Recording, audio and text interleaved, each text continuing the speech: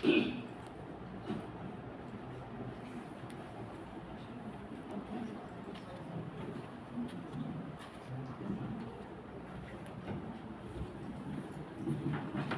चिराणु। जय हिंद, जय भारत। सर्वप्रथम मैं यहाँ विराजमान सभी दिग्गज गणमान्य अतिथियों को नमन करती हूँ, भारत की धरती को प्रणाम करती हूँ और भारत की धरती को प्रणाम इसलिए भी करती हूँ कि यह आध्यात्म का केंद्र है और बहुत बहुत बधाई और अभिनंदन करती हूँ एम्स का, क्योंकि यहाँ पर एक ऐसा प्रयोग शुरू होने जा रहा है जो हर व्यक्ति को अपनी अंतरात्मा से जोड़ेगा। सर्वप्रथम ये प्रार्थना और मंगलाचरण के रूप में ये प्रार्थना इसलिए क्योंकि इसमें बताया गया है कि आत्मा क्या है, हम स्वयं क्या हैं। मैं ज्ञानानंद स्वभावी हूँ, मैं ज्ञानानंद स्वभावी हूँ, मैं हूँ अपने में स्वयं पूर्ण, पर की मुझ में कुछ गंध नहीं, मैं अरस अरूपी अस्पर्शी, पर से कुछ भी संबंध नहीं, मैं रंग राग से भिन्न भेद से भी मैं भिन्न निराला हूँ, मैं हूँ अखंड चैतन्य पिंड, निज रस में रमने वाला हूँ, मैं ही मेरा करता धरता, मुझ में पर का कुछ काम नहीं, मैं मुझ में रमने वाला हूँ, पर में मेरा विश्राम नहीं, मैं शुद्ध बुद्ध अविरोध एक, परिपर्णसी से अप्रभावी हूँ, आत्मानुभूति से प्राप्त तत्व, मैं ज्ञानानंद स्वभावी हूँ, मैं ज्ञानानंद स्वभावी हूँ, मैं ज्ञानानंद स्वभावी हूँ, मैं ज्ञानानंद स्वभावी हूँ, मैं ज्ञानानंद स्वभावी हूँ। हमारे इस पूरे पद में निश्चित रूप से ये विश्वास पैदा होता है कि मैं अपने में स्वयं पूर्ण हूँ और पर की मुझ में कुछ भी गंध नहीं है। तो जब पर की कुछ भी गंध नहीं है तो हमारी दो बातें होती हैं। हमारे अंदर हम शरीर के बाह्य रूप को देखते हैं और बाहरी दुनिया में हमेशा मग्न रहते हैं, जबकि हमारी आत्मा में अनंत शक्ति है, अनंत ज्ञान है और अनंत सुख है, पर कभी हम अपनी अंतरात्मा में झांक कर नहीं देखते। यदि झांक कर देखें तो शायद वो हम प्रकट कर सकते हैं। जो शिक्षक होते हैं वो ज्ञान देते हैं, पर ज्ञान हमारे अंदर निहित है, इसलिए वो प्रकट होता है। अगर ज्ञान अंदर नहीं हो तो वो प्रकट नहीं हो सकता। और साथ ही आत्मा, अंतरात्मा और वही परमात्मा, अगर हम अपनी अंतरात्मा में चले जाएं तो वही परमात्मा बन सकती है। और सर्वप्रथम अगर हम देखें तो कोरोना ने हमें सिखाई दिया है पहले हो सकता है किसी को विश्वास नहीं होता होगा, पर कोरोना के समय यह विश्वास हो गया कि जो चीज़ दिखाई नहीं दे रही है, इतना सूक्ष्म से सूक्ष्म जो जीवाणु है, वो साइंटिस्ट भी परेशान हो गए कि आखिर हो क्या रहा है पूरी दुनिया में। तो जो जितने सूक्ष्म से जाता है, सूक्ष्म हो जाता है, वो अपने बल को उतना ज़्यादा प्रकट कर सकता है। और एक बात और मैं कहना चाहूँगी कि हम लोगों की भावनाएं होती हैं, हम सब जानते हैं। लोग ध्यान करते हैं, योग करते हैं और अपने चक्रास को, कहते हैं कि हमारे शरीर में चक्र जो होते हैं, अगर हम उनको गतिशील रखें तो निश्चित रूप से हम स्वस्थ रह सकते हैं। और कभी भी ऑपरेशन करते समय कभी आप लोगों को वो चक्र दिखाई दिए? नहीं दिखाई दिए। हमारे अंदर भावनाएं होती हैं, पर वो सिर्फ चेहरे से प्रकट होती हैं, उनको हम महसूस कर सकते हैं, उनको हम देख नहीं सकते। और जब व्यक्ति ऑपरेशन करता है किसी शरीर का, तो वो भावनाएं कहीं भी दिखाई नहीं देती, पर वो होती हैं। इसी तरह जो अध्यात्म साइंस है, अध्यात्म विज्ञान है, अध्यात्म विद्या है, वो हम सभी के अंदर पूर्ण रूप से निहित है।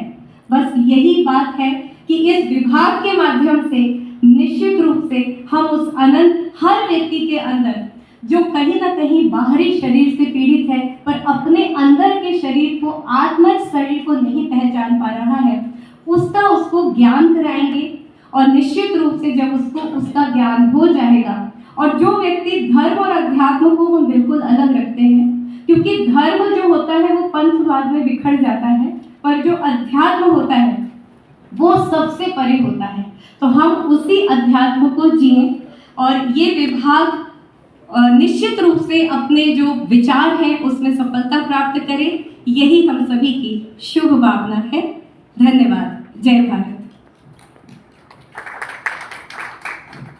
बहुत धन्यवाद डॉक्टर इंदु जी। इससे पहले कि doctor DC Jain, I know you are great men who have made a change in the medical sphere and other social spheres of our country. Building nation is our theme. So, sir, मेरा आप सबको congratulations the AIMS entrance exam. So, हमने ये देखा कि बच्चों में बहुत स्ट्रेस हो जाता है।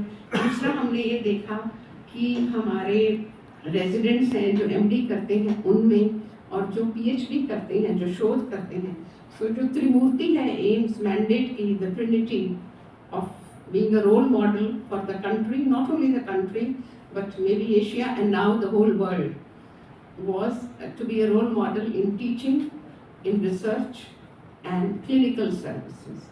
So हम चाहते थे कि जो पेशेंट्स हैं और जो उनकी फैमिलीज हैं उनमें भी बहुत स्ट्रेस होता है, तो उसको जिस तरह से इंदु जी ने बहुत ही मधुर ध्वनि में, और उनकी जो मधुरिमा है वो सिर्फ आवाज़ नहीं है, वो अंदर से हम सबको उन्होंने जोड़ दिया है हमारी थीम के लिए।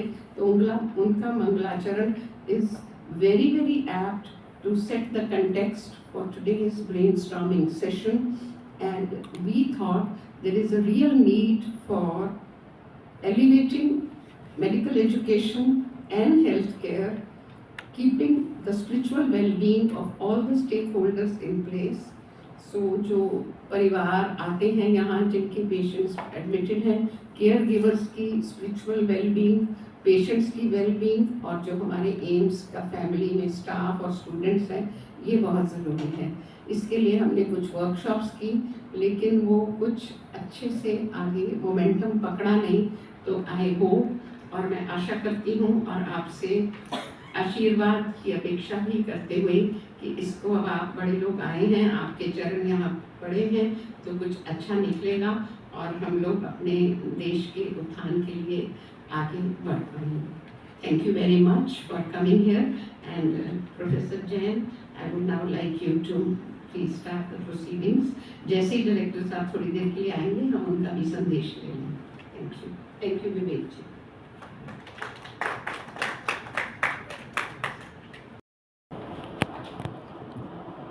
Thank you very much, Dr. Kocha. It's a great privilege that today this brainstorming session is being held at RTT Institute of Medical Sciences. under the chairmanship of Dr. R.K. Srivastava. मैं आपका ध्यान 1981 की तरफ ले जाना चाहता हूँ. When I joined All India Institute of Medical Sciences and I completed my DM, Dr. Amitabh Verma was also here. He was my senior. At that time, we were taught that how neurotransmitters in the brain, they influence the behavior. And I delivered this lecture, and people considered that this thing never heard. In 1983, in the Canadian Reader Digest, an article was published, brain, food does affect the brain. Food does affect the brain. फिर आपने समाचार पत्रों में पढ़ा होगा कि serotonin कैसे आपके मूड को एलिवेट करता है, डोपामिन कैसे प्लेजर को अनुभूत कराता है. So the behavioral sciences started developing.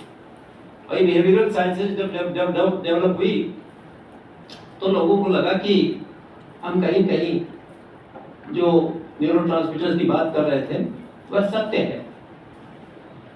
और उसका प्रभाव ये देखा गया कि मैसाचुसेट्स इंस्टीट्यूट ऑफ टेक्नोलॉजी में एक फूड लेबोरेटरी शुरू हुई और उस फूड लेबोरेटरी के अंदर ये देखा गया कि एक फूड का how does it affects the brain, what the neurotransmitters are released following the intake of food. और उसके बाद आप पूरे यूरोप में और अमेरिका में एक आप परिवर्तन देख रहे होंगे कि जिसके अंदर ये देखा जा रहा है कि food is no longer a choice but it is a selective item which we should take so that we are healthy. We do not suffer from diseases, particularly zoonotic infections. Zoonosis is a serious problem. There are 160 to 200 zoonotic diseases which are transmitted from the animals to the human beings. COVID-19 is also a zoonotic disease. It assumed the form of pandemic and whole world was annihilated. So there are 160 more zoonotic diseases which are waiting to come up in this society, and so they are dropped. Like the Hanta virus, in the Kerala the Nipah virus, hemorrhagic Congo fever in Gujarat, Ebola virus in South Africa, and these viruses they are coming up. So there is need of evolving a mechanism that how human beings and animals they live happily and in harmony. So the diseases are not transmitted, animals are taken care of, human beings are also taken care of. In 1985, WHO published a special bulletin, and in that they included that how zoonotic diseases should be controlled. Zoonosis.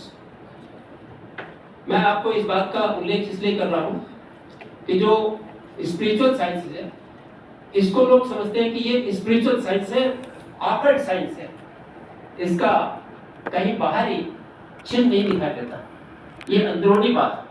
लेकिन वर्तमान विज्ञान में इस प्रकार की कुछ evidences ऐसी आ रही है जैसे ये सिद्ध हो रहा है कि सोल इज ए सब्सटेंस. जैसे हमारे बीच में एक प्रोफेसर यहाँ पर हैं, प्रोफेसर वीर सागर जी, अभी आपको कुछ सुनाएंगे. मैं उनके सामने एक बात रखना चाहूँगा कि जो संसार के अंदर मैटर, जिसको हम पदार्थ कहते हैं, सब्सटेंस कहते हैं, वे कहते हैं कि 6 पदार्थ होते हैं, 7 होते हैं, 9 होते हैं. मैं कहता हूँ 6 होते हैं. उसमें कहा एक मैटर जीव द्रव्य है, सोल है. दूसरा एक non living matter which we see through the eyes. ये जितना संसार देख रहे हैं इसका एक टेक्निकल वर्ड इन्होंने दिया है, पौद्गलिक. और थर्ड एक ईथर, मीडियम ऑफ मोशन, और एंटी मीडियम ऑफ मोशन, और एक स्पेस और एक लास्ट में टाइम। तो ये जो 6 द्रव्य बताए गए हैं, इन 6 द्रव्यों के बारे में खाली हम अभी तक जो बात करते रहे हैं वह केवल अजीव या उद्गम और एक ज्यादा थोड़ा टाइम के बारे में बात करते रहे। बहुत से सब्सटेंसेस ऐसे जिसके बारे में हमने कभी चर्चा ही नहीं की। लेकिन जब हम सोल के बारे में बात करते हैं तो इसको आप ऐसे समझिए कि सोल एक चीज है, ये चीज है, इस सोल के ऊपर कुछ चीजों का प्रभाव पड़ता है। जैसे doctor Amitabh Verma, he is a famous neurologist. He is a product of Harvard Institute of Medical Sciences. When he was here, we discussed that where the consciousness is stored in the human body. चेतना कहाँ है?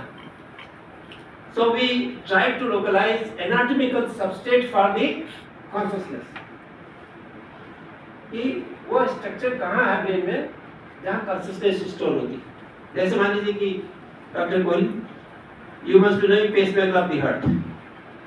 Doctor Sridhar ji, pacemaker you, जब pacemaker पैदा नहीं था तब आप क्या hit and trial से काम करते थे, और जब ये पता लग गया कि साइनो-एट्रियल पेसमेकर है तो आपने कहा ये पेसमेकर है और इसको हम, अगर ये बंद हो जाए तो आर्टिफिशियल पेसमेकर डाल करके हम इसको चालू रख सकते हैं। और हमने देखा 40 साल के आदमी जो पेसमेकर 48 पैन लगा था वो आज फंक्शन कर रहा है। सो जब हम पिनपॉइंट कर देते हैं कि ये चीज है, then things become very clear. Science का ये उद्देश्य, जब भी साइंस विकास करती है तो वो इन चीजों में विश्वास नहीं करती है कि आकलन, हम एग्जैक्टली बात करेंगे कि ये चीज है। बहुत से लोग कहते हैं कि साहब ये जो मोबाइल है ये बिना तार के कैसे काम कर रहा है, how we are communicating with each other. कौन सी ऐसी चीज है जिसके अंदर, कैन यू सी दैट, क्या आप रेडियो एक्टिव वेव्स देख सकते हैं? नहीं देख, बट स्टिल फंक्शनिंग। इस हाल के अंदर क्या आपको कुछ दिखाई दे रहा है? कुर्सी, ये लाइट्स, क्या आपको हवा दिखाई दे रही? नहीं दिखाई, still it exist, you can weight it, इसका वेट है, सब कुछ। इसी तरह जो सोल है उसका भी कुछ न कुछ एग्जिस्टेंस है, उसकी कैरेक्टरिस्टिक्स मैं कुछ आपको बताऊंगा, उसके बाद इस पर चर्चा होगी। और जो एनाटॉमिकल सबस्ट्रेट ऑफ कॉन्शियसनेस की हम बात कर रहे हैं, तो यहाँ पर जो ब्रेन में particularly in the height brain stem में एक सब्सटेंस है एरिया पोस्टिमा, लोकस सेलुलस और असेंडिंग रेटिकुलर एक्टिविटी सिस्टम। ये जो 3 न्यूक्लियाई है ये कॉन्शियसनेस को एक्टिव रखते हैं। इनपुट आते हैं तो अलर्ट हो जाता है और इनपुट आना बंद हो जाए तो डर हो जाता है।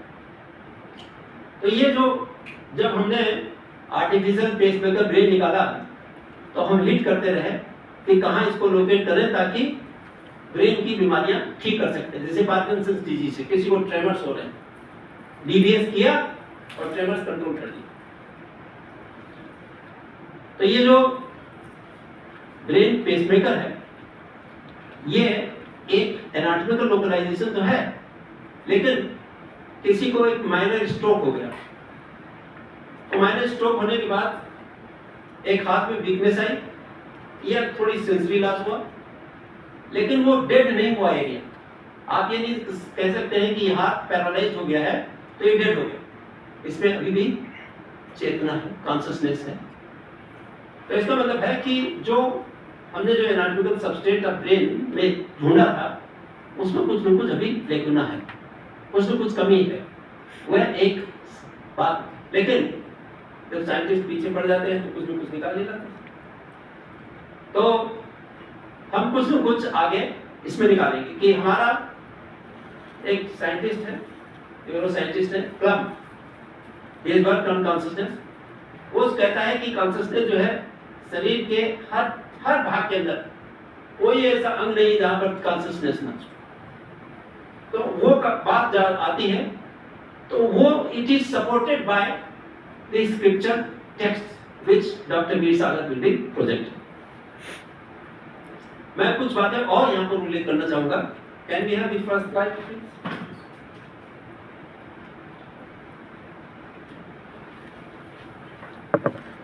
आपने ये श्लोक बड़ा फेमस श्लोक, भगवत गीता का श्लोक है, नैनम छिन्दन्ति शस्त्राणि नैनम दहति पावका न चैनम क्लेद्यन्तापो न शोषयति मापः। आप ये बताइए, ये जो श्लोक लिखा गया है ये किस चीज को डिफाइन कर रहा है? किस चीज को डिफाइन कर रहा है? तो वह जो स्ट्रक्चर है जिसको हम मान लीजिए आज कहते हैं कि रेडियो एक्टिव वेव्स है। रेडियो एक्टिव वेव्स की प्रॉपर्टी है कि ये ट्रेवल कर सकती है across the doors, it can travel across the wall. वो दीवार खड़ी है तो उसको पार करके निकल जाएगी, रेडियो एक्टिव वेव्स। इसी तरह ये जो आत्मा है, सोल है, इसकी कुछ कैरेक्टरिस्टिक्स उन्होंने डिफाइन की। ये कैसी डेफिनेशन क्या है? ये it can not be cut into the pieces, it can not be cut by the weapons, not can be burned by fire, not by might, और it can be wetted by water और withered out by the wind. ये कुछ characteristics Bhagavad Gita में लिखी। लेकिन हम वहीं पर रुक नहीं गए। ये ठीक है, ये कैरेक्टरिस्टिक्स है, और एज ए फिजियोलॉजिस्ट हम इसको कोशिश करेंगे डॉक्यूमेंट करने की। तो हम एक स्ट्रक्चरल, हम कुछ न कुछ ऐसा मटेरियल तैयार करेंगे जिसको कि ऐसा ना हो कि हमें कोई मिसगाइड करे। रिलीजन कहीं कहीं मैंने देखा can be exploited bye vested interest, कुछ पैसे कमाने के लिए, कुछ किसी के, लेकिन साइंस जहाँ ग्रो करती है तो वह साइंस कुछ न कुछ लेके चलती है और वह उसका रिजल्ट निकलता है। अराउंड 100 years बैक हमारी कंट्री के अंदर small pox was rampant, it was rampant, और शीतला माता की पूजा होती थी। लेकिन when the eminent doctor like doctor R के श्रीवास्तव या अदर्स दे ज्वाइन, उन्होंने कहा कि नहीं, लेट अस इरेडिकेट इट, और उन्होंने पीछे पढ़ करके पोलियो इरेडिकेशन हो गया, स्मॉल पॉक्स इरेडिकेशन हो गया, ट्यूबरकुलोसिस इरेडिकेट हो गई। तो बीमारियां इरेडिकेट हो गई जिसको हम समझते थे कि कैसे ठीक होगी। इसका मतलब है कि अगर हम एफर्ट करेंगे तो कुछ न कुछ हम अचीव करेंगे। Next please, next. एक और मैं एक सूत्र बताना चाहता हूँ जिसको कि लोगों ने ऑर्डिनरी वे में देखा, लेकिन हमने इसको तहत में देखा कि ये बड़ा महत्वपूर्ण है कि हम सोल को फिर से कैसे डिफाइन करें, सोल को फिर से कैसे डिफाइन करें। और उन्होंने कहा कि ये इसके और कैरेक्टरिस्टिक्स, जो कुछ कहा कि ये डिस्ट्रॉय नहीं हो सकती है, इसको फायर जला नहीं सकता है, इसको पानी से भिगो नहीं सकते हैं, इसके और कुछ कैरेक्टरिस्टिक्स डिफाइन थे कि ये रस रहित है, इसमें कोई टेस्ट नहीं, रूप रहित है, कोई शेप नहीं, गंध रहित है। वो तो गंध तो इसमें रेडियो एक्टिव वेव में भी नहीं, रेडियो एक्टिव वेव में भी नहीं, लेकिन आपने मान लिया ना कि ये रेडियो एक्टिव वेव गंध रहित है, इंद्रिय रहित है, शब्द रहित है, बाह्य चिन्हों से जान नहीं सकते हैं, चेतना ही एकमात्र इसका गुण। Consciousness is the most important criteria, जिसमें शरीर में प्रवेश करता है वैसे रूप धारण कर लेता है, और वही आत्मा। ये अनेक ग्रंथों के अंदर इसका उल्लेख है। इसका 5 ग्रंथों का तो मुझे नाम याद है, लेकिन और भी होंगे जिसके बारे में हमारे प्रोफेसर वीर सागर जी और बताएं। Next please.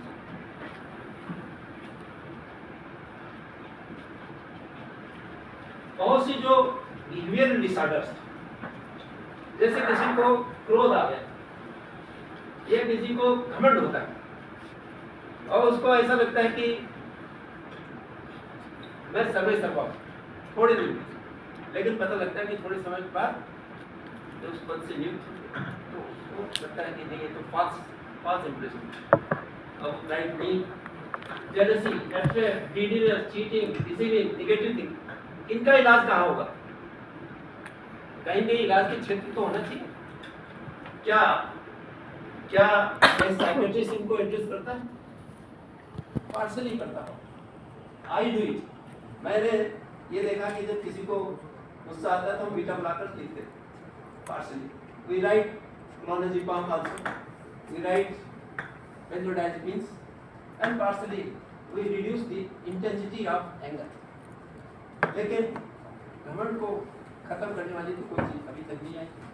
लेकिन जब हम लिम्बिक सिस्टम पढ़ते हैं, लिम्बिक सिस्टम का थोड़ा थोड़ा आइडिया आप सब लोगों को है। ये एक ऐसा सर्किट है ब्रेन के अंदर जो कि हमारे ह्यूमन बिहेवियर को कंट्रोल करता है। अगर हम इस सर्किट को थोड़ा सा एक निक लगा दें, कैसे निक लगा दें? जो रेडियो फ्रीक्वेंसी वेव्स हैं उनसे एक निक लगा दें तो हम उस बिहेवियर को चेंज कर सकते हैं।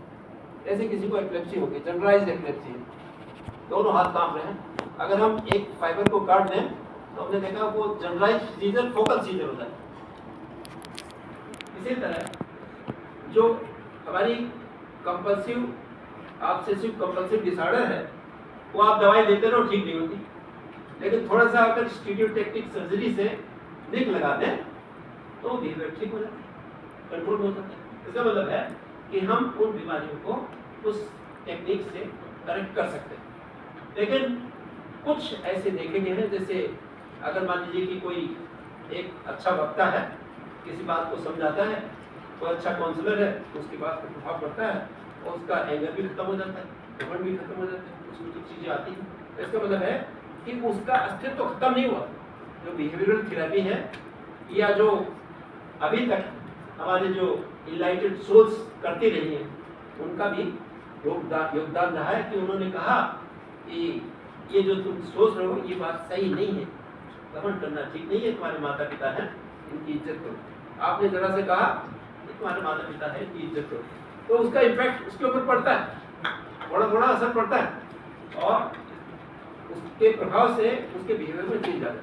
तो ये बहुत सी जो बिहेवियरल डिसऑर्डर्स हैं, इनको हम बाय बिहेवियरल थेरेपी और बाय काउंसलिंग और by execution, those who have been practicing spiritual sciences can be treated. Next please. तो हमने पहले कहा था कि ये स्लाइड जरा बाद में फिर से आ रही है। यही जो पहले की स्लाइड थी इस सोल के अंदर, और हमने कंपेयर करके दिखाया कि एक्सरेज और रेडियो एक्टिव वेव्स में इनमें क्या अंतर है। सोल में कलर है क्या? कलर नहीं। और एक्सरेज में कलर है क्या? नहीं। एक्सरे का कोई कलर है क्या? आप एक्सरे तो ले सकते हैं लेकिन कलर नहीं। टेस्ट है क्या एक्सरेज का? रेडियो एक्टिव वेव्स का कोई टेस्ट है क्या? नहीं। क्या उसमें कोई स्मेल है? नहीं। क्या उसमें कोई साउंड है? नहीं। Can it travel? Soul can cross the walls और रेडियो एक्टिव वेव की ट्रैवल कर जाती है, आ रही है यहाँ पर। स्पीड इनफाइनाइट और इसकी फाइनाइट। और सेंसेशंस, चेतना के अंदर इसमें एक स्पेशल प्रॉपर्टी है सोल में, इसके अंदर सेंसेशंस। टच करो, जरा सा कोई ह्यूमिलेटिंग वर्ड कह दो, एकदम से एग्रेशन हो जाता है, कैसे क्रोध की मात्रा बढ़ जाती है और अस्तित्व का प्रभाव दिखता है। तो इनमें हमने कुछ डिफरेंसेस कैरेक्टरिस्टिक्स जो पॉइंट आउट करने की कोशिश किया है कि how does the characteristics of soul and the existing non visualized forces of energy, radio active waves है, लेजर वेव्स है, बहुत सी ऐसी किरणाएं हैं। इवन दी जो सन रेज है, जब हमारे साइंटिस्ट ने सीवी रमन साहब ने कहा ये फोटॉन्स, लाइट जो है it's a collection of is a photons, तो पहले कोई नहीं मानता था ये तो ईश्वरीय दे, लेकिन नहीं, उन्होंने कहा नहीं, फोटॉन्स है ये, कुछ ट्रेवल कर रहे हैं। Next please.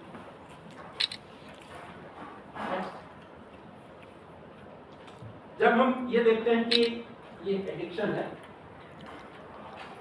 Love, affection, harmony, brotherhood, self confidence, non killing, non injury, ऐसी बहुत सी जो ऐसी चीजें हैं जो स्पिरिचुअल साइंसेस की टीच करने से हम नई चीजें इस सोसाइटी के अंदर डेवलप कर सकते हैं। मुझे एक डॉक्टर श्रीवास्तव की एक बात और बताना चाहूँगा कि अराउंड जब हमने एक कंपेन शुरू किया कि can we reduce the burden of alcohol in the society, little bit 1%, उन्होंने कहा कि हम निराश थे, आई वॉज डिप्रेस्ड। मैंने कहा ये बहुत मुश्किल काम है, लेकिन उन्होंने कहा कि नहीं देखो 50 years back we started the campaign of anti-smoking, we dared and we had lot of opposition in litigations, court पे case per case, and finally the warning has come on the every cigarette packet। और उसका impact आप लोगों को देखना, अगर आप दिल्ली की सड़क पर घूम के देखें तो आपको 1% आदमी भी स्मोक करते हुए नजर नहीं आए। इसका मतलब है इसका इम्पैक्ट हुआ। बहुत से जो निगेटिव फैक्टर्स हैं जो कि हमारी सोसाइटी के अंदर ऐसे लोगों ने क्रिएट कर दी हैं जिनके व्यवसायिक दृष्टिकोण रहे होंगे, लेकिन फिर भी उसकी कुछ ऐसी वेव्स आई जिन्होंने मानव जाति के उद्धार के लिए या जनमानस के स्वास्थ्य के दृष्टिकोण से इन बातों को फिर से प्रस्तुत किया और उसका प्रभाव सोसाइटी पर पड़ा।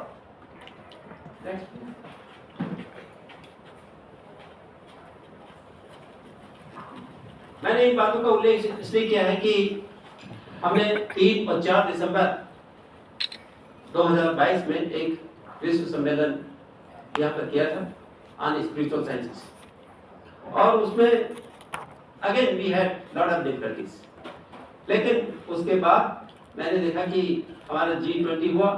उस G20 के अंदर आप देखें totally it was alcohol free, not a single drop of alcohol was served to the foreign dignitaries। The impact is seen। दूसरा, और भी even the totally the Indian style foods was served। तो इसका प्रभाव हमारे देश में पड़ता है, और मुझे ऐसा लगता है कि ये जो स्पिरिचुअल साइंसेस का डिपार्टमेंट यहाँ खुलेगा उसमें बहुत सी ऐसी रिसर्चेज होगी जिसके द्वारा बहुत सी जो हम जो बातें अभी कह रहे हैं उनकी और सत्यता साबित होगी, नए तथ्य आएंगे, और अभी जो हमारे यहाँ पर आज इनलाइटेड एक्सपर्ट्स हैं उनके द्वारा भी हम सुनेंगे तो हमें नई बातों का ज्ञान होगा। धन्यवाद।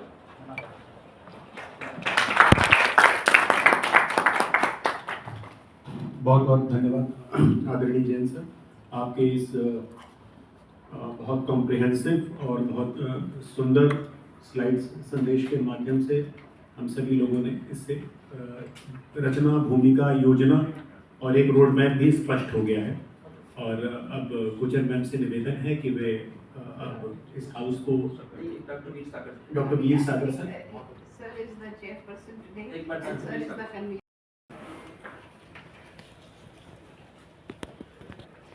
मैं हिंदी में अपनी बात कहता हूँ। आदरणीय मंच और सभी अपने अपने क्षेत्र के विद्वान, आज मुझे बहुत अधिक प्रसन्नता हो रही है कि देश के इस सबसे बड़े स्वास्थ्य संस्थान में स्वास्थ्य के लिए अध्यात्म विद्या की क्या उपयोगिता है इस विषय पर विचार किया। न केवल विचार किया बल्कि ये निर्णय लिया कि यहाँ पर एक स्पिरिचुअल हेल्थ का डिपार्टमेंट खोला जाएगा। मैं बहुत प्रसन्न हूँ और इस संस्थान का अभिनंदन करता हूँ, बहुत धन्यवाद देता हूँ। मेरा ये विषय बहुत प्रिय विषय है। मैंने इस विषय पर एक किताब भी लिखी है और वो भारतीय ज्ञानपीठ से छपी है, 248 पेज की है, और मैं बहुत विस्तार से अपनी बातें कह सकता हूँ। इस विषय पर कोई भी तरह की कोई चर्चा हो तो उसमें सम्मिलित हो सकता हूँ। कोई इसका सिलेबस बनाना हो तो उस पर भी मैं कुछ थोड़ी बहुत आपके साथ में थोड़ी बहुत इस सुंदर यज्ञ में मैं भी अपनी तरफ से कुछ आहुति देना चाहता हूँ। और मेरा ये मानना है कि उपचार के लिए जो एक सामान्य परसेप्शन है कि शरीर का इलाज होता है, शरीर बीमार होता है। ये बात 10% सही है। 90% बात ये है कि उसके पीछे मन बीमार होता है, आत्मा बीमार होती है। और यदि इलाज आत्मा का किया जाए तो आत्मा का भी इलाज होता है और शरीर का भी होता है। आत्मा वास्तव में एक जड़ है। जैसे पेड़ बहुत बड़ा होता है लेकिन उसके प्राण जड़ में बसते हैं, ऐसे ही मैं इस बात को बहुत विस्तार से सिद्ध कर सकता हूँ कि जितनी भी बीमारियां दिखाई देती हैं उन बीमारियों की जड़ कहीं न कहीं आत्मा में बसती है, आत्मा विकृत होती है। मेरी बेटी साइकोलॉजी में पीएचडी कर रही है, क्लिनिकल साइकोलॉजी में, और मैंने उसे सब्जेक्ट चुनने को सलाह दी है, चुन लिया है उसने, कि हमारी कॉन्शियसनेस में ही बीमारियां होती है और कॉन्शियसनेस को क्लीन किया जाए तो बीमारियां ठीक हो जाती हैं। तो ये एक बहुत लंबा चौड़ा सुंदर सब्जेक्ट है, लेकिन क्या बताऊं, ये विशेषता भारत की ही है। भारत एक आध्यात्मिक देश है। यहाँ पर विद्या ही उसको कहा गया है जो अध्यात्म विद्या हो। और पहले के जमाने में हमारे यहाँ राजा से लेकर रंक तक हर व्यक्ति आध्यात्मिक होता था। गांव-गांव में एक दोहा सुनाया जाता है, कला 72 पुरुष की, तामे 2 सरदार, एक जीव की जीविका, एक जीव उद्धार। आदमी को 2 चीजें जरूर आनी चाहिए, ऐसा हमारे पूर्वजों का मानना रहा। एक तो उसे वो आना चाहिए जो उसका पेशा है, और दूसरा उसे वो आना चाहिए जो अध्यात्म विद्या है। तो इस तरह देखो तो हमारे देश में हर आदमी एक तो अपने पेशे की विद्या सीखता था और एक अध्यात्म विद्या सीखता था। एक किसान भी आध्यात्मिक होता था, एक गड़रिया भी आध्यात्मिक होता था, और यहाँ हमारे देश के राजा भी जो होते थे, आपने एक शब्द सुना होगा राजर्षि। हमारे देश का नाम भारत है, जिस भरत के नाम पर हमारे देश का नाम भारत है, वो ऋषभ देव के पुत्र वो भरत थे जिनके बारे में ये कहा जाता है कि वो ऐसे रहते थे जैसे पानी में कमल रहता हो, बिल्कुल अनासक्त योग। इस बात को गीता कह रही है, इस बात को सारे वेद उपनिषद भरे हुए हैं।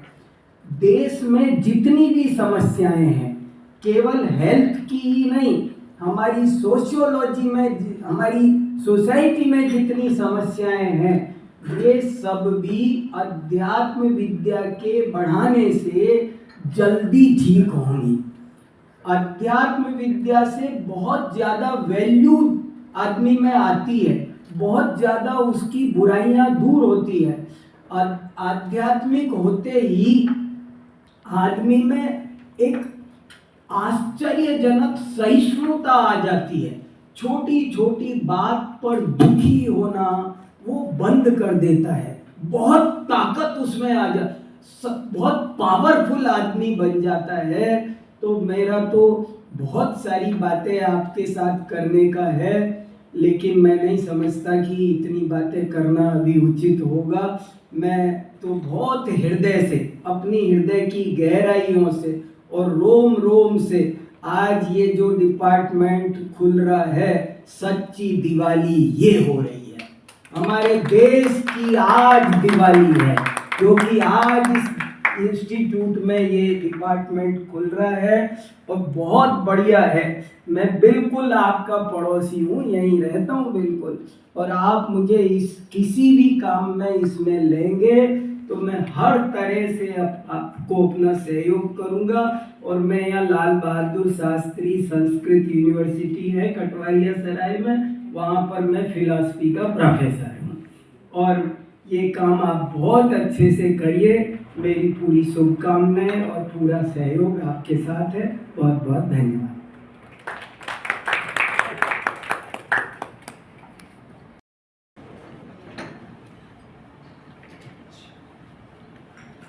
डॉक्टर बी सागर जी बहुत बहुत धन्यवाद। और जो हम सिलेबस वगैरह डिजाइन करेंगे तो we would like to help doctor Deepak Shukla ji. Doctor Deepak Shukla के परिचय देने के लिए मैं डॉक्टर धारीवाल जी से कहूँगा कि आपका परिचय कराएं। आप आए।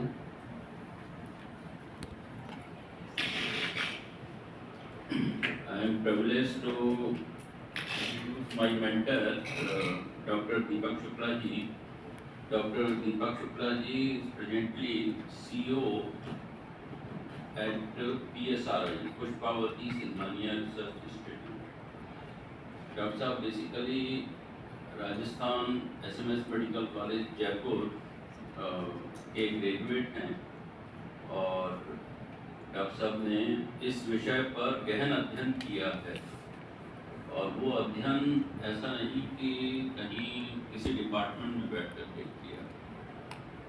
आपकी विशेषता ये रही कि समाज में विचरण करते हुए इस विषय पर आध्यात्म के ऊपर, और जितना मेरा डॉक्टर साहब के साथ में इंटरेक्शन रहा उसमें काफ़ी राज्यों में और पर्वतीय राज्यों में जाना डॉक्टर साहब का रहा और वहाँ इस वाले विषय पर आगे उन्होंने कहा जाए थ्योरी के साथ साथ प्रैक्टिकल ये हो करके और उस चीज़ को अपने तरीके से प्रेजेंट करने का डॉक्टर दीपक शुक्ला जी का एक कहा जाए कि उनकी पर्सनैलिटी में एक ये चीज़ पाई गई, देखी गई।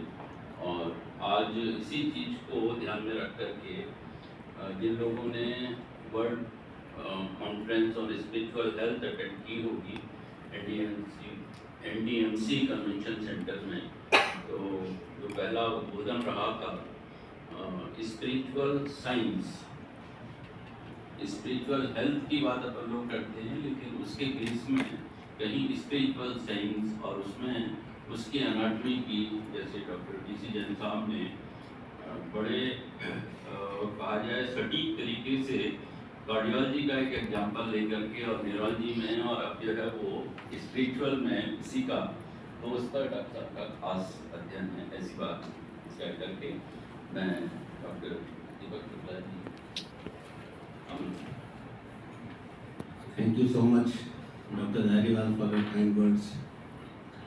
Respected chairman and the dignitaries who have come together for one of the most required vertical and component of the healthcare.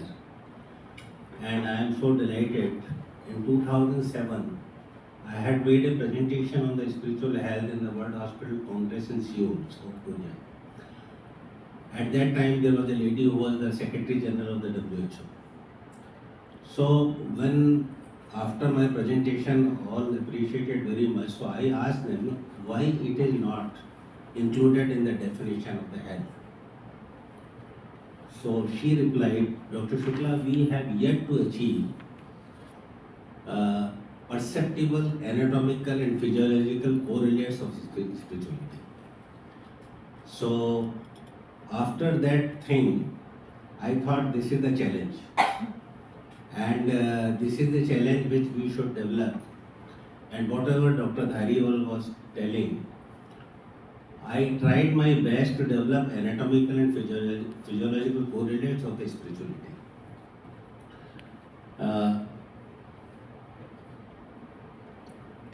Dr. DC Jain had indicated me that I should speak on the history of spirituality and the definition of the health. So we all know with our basic medical knowledge that in the PSM, health has been defined as the physical, mental and social well-being of an individual and not merely the absence of disease or infirmity.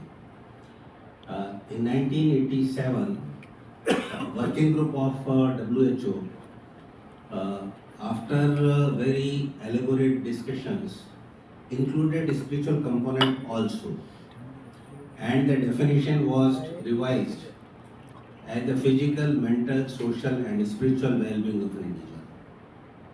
But very strangely, after 10 years or so, again the spiritual component was withdrawn, and as of date, again it is the complete physical, mental, social well-being of an individual, not merely the absence of disease or infirmity, continues to be the definition of the health. However, if we see the Park's community medicine book, so they have added few dimensions of the health. So financial dimension, political dimension, cultural dimension, so spiritual dimension is also there. So that is a different thing that they have added spirituality as one of the dimension of the health. So why the spiritual component was added in the definition and withdrawn again? There are two basic reasons for this. One thing is this, that whatever the working group had discussed about the spirituality, it was very much overpowered or influenced by the religious connotations. And religion is always a very contradictory issue. Everyone feels good about his own religion, but the religions are man-made, but the soul or the spirit is not man-made.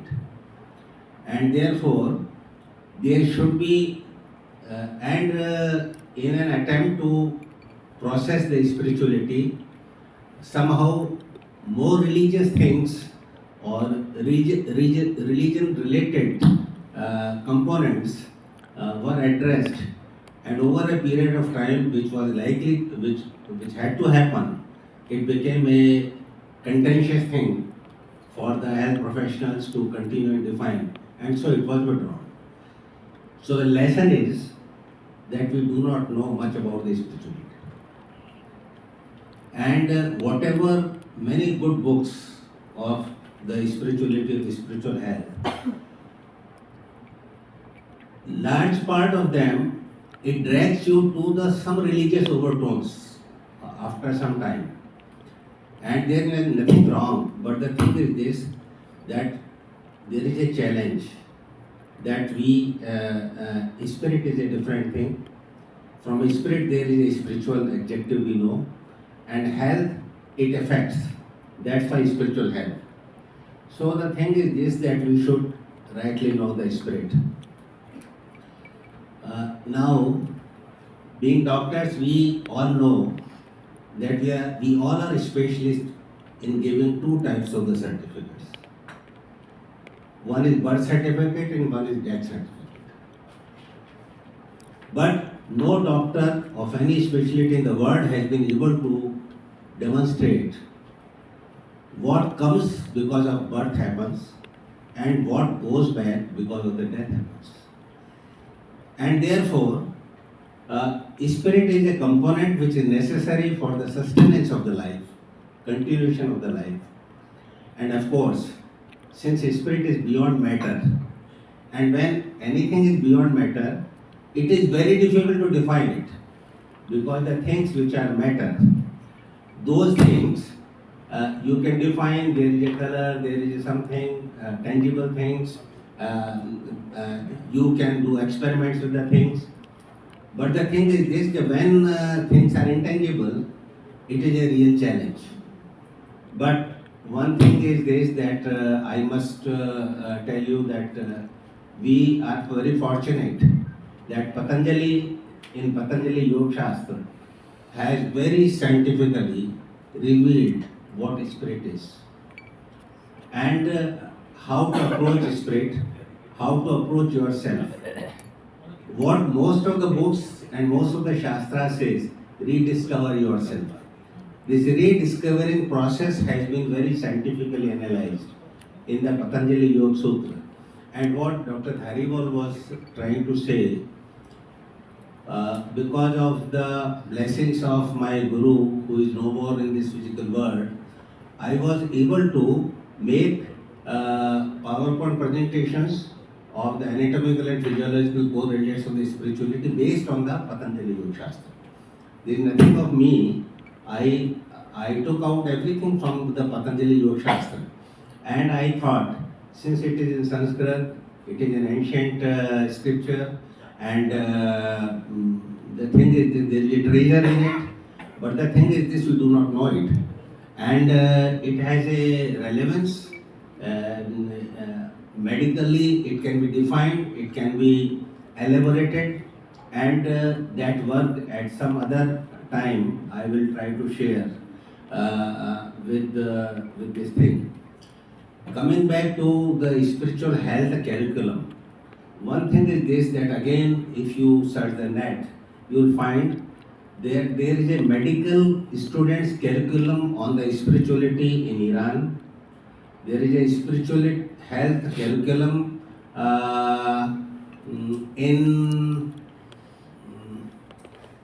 Brazil, and there is a spiritual health curriculum in the name of mind-body medicine with the Mayo Clinic and with the Cleveland Clinic. Now the challenge is this. We are discussing this topic in the All India Institute, Delhi, which is the Makkah of the medical world for India.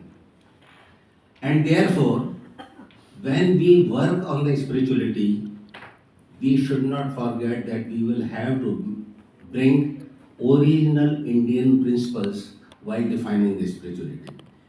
The curriculum which is of the mind-body medicine with the Mayo Clinic and mind-body medicine with the Cleveland Clinic, it's a wonderful thing. I must say that we have to learn a lot from the Western people, and here also they even bothered and they tried to teach their medical students.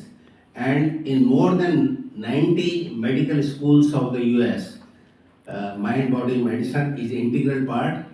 It comes under the broad discipline of internal medicine. Somewhere it is a part of the community medicine.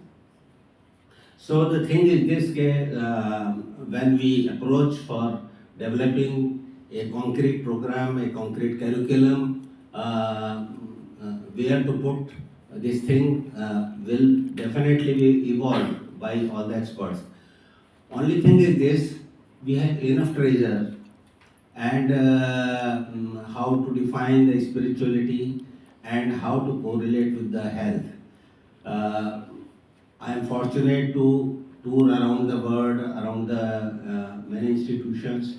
If you happen to have visited Whitefield and Puttaparthi, which are the institutions by the Satya Sai Baba, who is no more physically, but institutions are there. So they have a spiritual health history curriculum. Just like we clinically, we have a family history, we have a past history, we have a professional history, there is a spiritual history. And they have created a module that how to take that spiritual history, what could be the components of the spiritual history, and how to evolve counseling based on the spiritual principles. So in those medical institutions they are practicing. I have seen with my own eyes, I have experience, and many good brains they have worked for that. This is one thing. Within India we can check those things. Dr. Niradhar is here. She is from NIHFW. I am fortunate that she gave me an opportunity to develop a spiritual health scale in 2011. Am I right, madam? 2011. So when Dr. Devkinandan was the director of that institute, actually he was the inspiring person behind this thing. And I do not know from where Niradhar got my name, so I was associated as one of the experts to develop the spiritual health scale. So if you check the net, we all should feel proud of the National Institute of Health and Family Welfare and Dr. Niradhar, that we have the credit of developing first religion without non-religion based spiritual health scale. It is a very well scientifically developed, defined, and very vast and elaborate work was done on it. It is available on the net, anyone can check it. this could be also one of the source that how the things were done. Now, lastly, I like to wholeheartedly thank Dr. D.C. Jain. Again, I do not know from where he got my name, and he humbly invited me in that World Conference of Spirituality, which was referring in the December 2022. And after that, again for this meeting, he was the person who gave. I must salute the sincerity he has got, the concern he has got, the dedication he has got to develop this thing in the medical world, and especially since I came early for this meeting, so I was discussing this to Dr. M. Srinivas, the director, and he told that we are very keen to develop a spiritual health curriculum for the medical professionals. और all India institute में नहीं होगा तो कहाँ होगा? So what I mean to say is this, I can only say probably the wisdom is pouring on all of us. Good times are probably coming, that there is a thought to develop this thing, and I can tell you that we can develop this curriculum as scientifically as any other specialty of the medical science. And therefore, I thank Dr. D.C. Jain for one reason, that he was so kind that to involve me in this type of the thing, and I can assure all of you to give my inputs, whatever contribution I can give in developing this curriculum over a period of time. And thank you so much for all of you for very patient listening. Thank you. Dr. Jain, can I just see if I'm not Yes.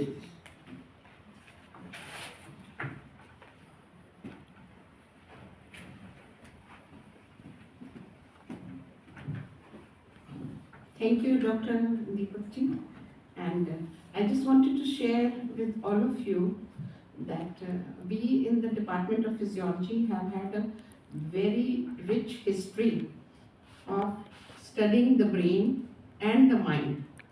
The first EEG of a yogi in Samadhi was taken in our department, and some of the stalwarts, I think Dr. Amitabh and Dr. Jain would be knowing. Professor Baldev Singh. Professor Baldev Singh and Professor B.K. Anand. And now we have a very rich department with about 20 specialty labs, including 3 or 4 which are under us. One is Cognitive Neurophysiology Laboratory, where we are doing non-invasive brain mapping functionally by NIRS, which is very office friendly. We are doing visual tracking by showing images of any kind of valence and violence and so many other things, even food. Second is our nutrition laboratory under the guidance of Professor Bijlani, when after my MD I did a PhD on Indian dietary spices. So the spiritual behavior associated with daily life, and as was rightly said, that religion is not spirituality, because a surgeon who is working for 12 hours in an operation, what he is working has a spirituality of its own. And the other laboratories we are doing is neuromodulation by diet-based, by probiotics-based, by giving magnetotherapy in a very scientific manner like theta burst stimulation, and we are having very good results. Some of our postgraduates are sitting there. Also yoga-based, meditation-based. So we can show that evidence by showing as sir very rightly said, the neurobiological correlates, what is popping up, then doing a mixed method study by these quantitative metrics, as well as using, madam, the questionnaires and the scales.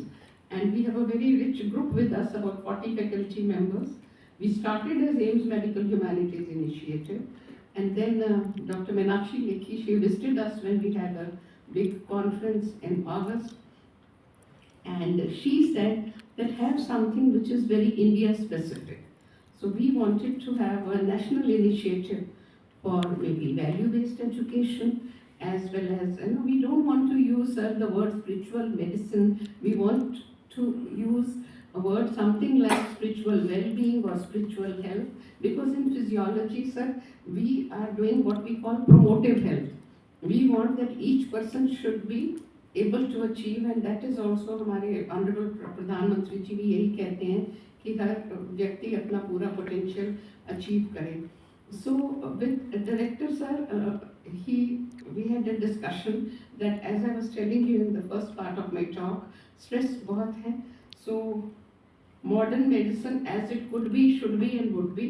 ये Dr. Bijlani, every first Wednesday of the month in the auditorium we have been allotted space during lunch hour and time, and then Professor Chandrakant Panda, who is the Ideal Man of India, he is also very rich. So sir, science and spirituality are actually two sides of the same coin. So we had done that, and I had also said that what is the link with spirituality and medicine, what are the roots of that. We have had about 13 talks so far by luminaries in this field, and it will be my proud privilege that if some of you, sir, with Dr. Jain, you, Dr. Shukla, आप लोग सागर sir जी आप आए और हमारे पास यहाँ आए. Till March we'll be having this, and so the spirituality of a kisan, as was mentioned, is almost equivalent to the spirituality of a teacher who is doing his or her job with that kind of dedication. और आत्मीयता और आध्यात्मिक भाव से जो भी अपनी duty कर रहा है, कर्तव्य का निर्वहन कर रहा है सत्यनिष्ठा से, वो स्पिरिचुअल है. Thank you. Thank you very much, Dr. Kocha, for briefing about how the physiology department has developed. Dr. Srivastav has some appointment, he has to leave. But before that, I would like that a brief presentation should be made by Dr. Verma. Dr. Amitabh. Time is to brief the talk briefly. Well, good afternoon, और हिंदी में ही बोलूँगा, Hindi English mix तो नहीं. अच्छा लग रहा है फिर से यहाँ बोलते हुए. कई सालों बाद 83 तक मैं यहाँ पे था, फैकल्टी में था न्यूरोलॉजी की. तो उसके बाद फिर उस समय मेरे कुछ लक्षण कुछ और थे. अब मैं दूसरे रूप में चला गया हूँ. पिछले कुछ साल से तो खासकर बिल्कुल ही अलग रूप में. जब 2016 में इंडियन एकेडमी ऑफ न्यूरोलॉजी की नेशनल मीटिंग हुई, उसके पहले मुझसे कहा गया था कुछ एक स्पेशल टॉपिक दिया गया था. कि मैंने कहा नहीं, मैं इस पर नहीं बोल के मैं मेडिटेशन एंड ब्रेन पे बोलूँगा. बड़ा ऑब्जेक्शन हुए. सबने कहा कि ये क्यों. मैंने बताया कि ब्रेन में बहुत सारे चेंजेस होते हैं. तो हाँ, वो स्ट्रेस का सबको मालूम है करना, उसके साइज में, उसके वॉल्यूम में, उसके कनेक्शंस में, उसके केमिकल आउटलुक में, और यहाँ तक कि ब्रेन को रेगुलेट करने वाले कई जीन्स में भी, प्रोजेनेटिक में भी ये चेंजेस होते हैं. तो कहते अच्छा अगर ऐसे बात है तो बताओ. तो वो बताया. इतना पसंद आया, लोगों को मालूम नहीं था. जब वो पसंद आया तो उसके बाद मैंने नेक्स्ट चीज शुरू कर दी, जो कि दुनिया में किसी भी न्यूरो साइंटिस्ट ऑर्गेनाइजेशन में नहीं हुई, न्यूरोलॉजिकल ऑर्गेनाइजेशन नहीं. वो थी, मैंने शुरू किया contemplative neurology. I was chairman of contemplative neurology, it was my brain child. तो जब कंटेम्परेटिव न्यूरोलॉजी शुरू की तो उसमें सबको समझ में आने लगा. फिर मैंने उस पर वेबिनार करवाया एक. आजकल तो कोविड का जमाना आ गया था, तो वेबिनार करवाया उसमें एम्पैथी एंड कंपैशन के ऊपर. एम्पैथी और कंपैशन तो सदगुरु को उनके साथ हमने काफी डिस्कशन हुए. तो ये जब करते हुए पिछले कुछ सालों से ये हो गया है कि मैं पूर्णतः से ही अध्यात्म में जा चुका हूँ, मेडिटेशन में जा चुका हूँ. इसमें से अपना दीक्षा भी ले चुका हूँ और अपना सब साधना करता रहता हूँ. प्रैक्टिस तो ठीक है, रोटी के लिए तो जरूरत होती है, करता ही हूँ थोड़ी बहुत. अब सवाल यह है कि जब मुझे डॉक्टर जैन ने बताया कि ऐसा हुआ है, कॉन्फ्रेंस हुई है, फिर मीटिंग में क्या क्या हुआ कुछ मुझे बताया था. And I must say he is a man of few words, but he's man of action. He only takes action and very dedicatedly, as you all said.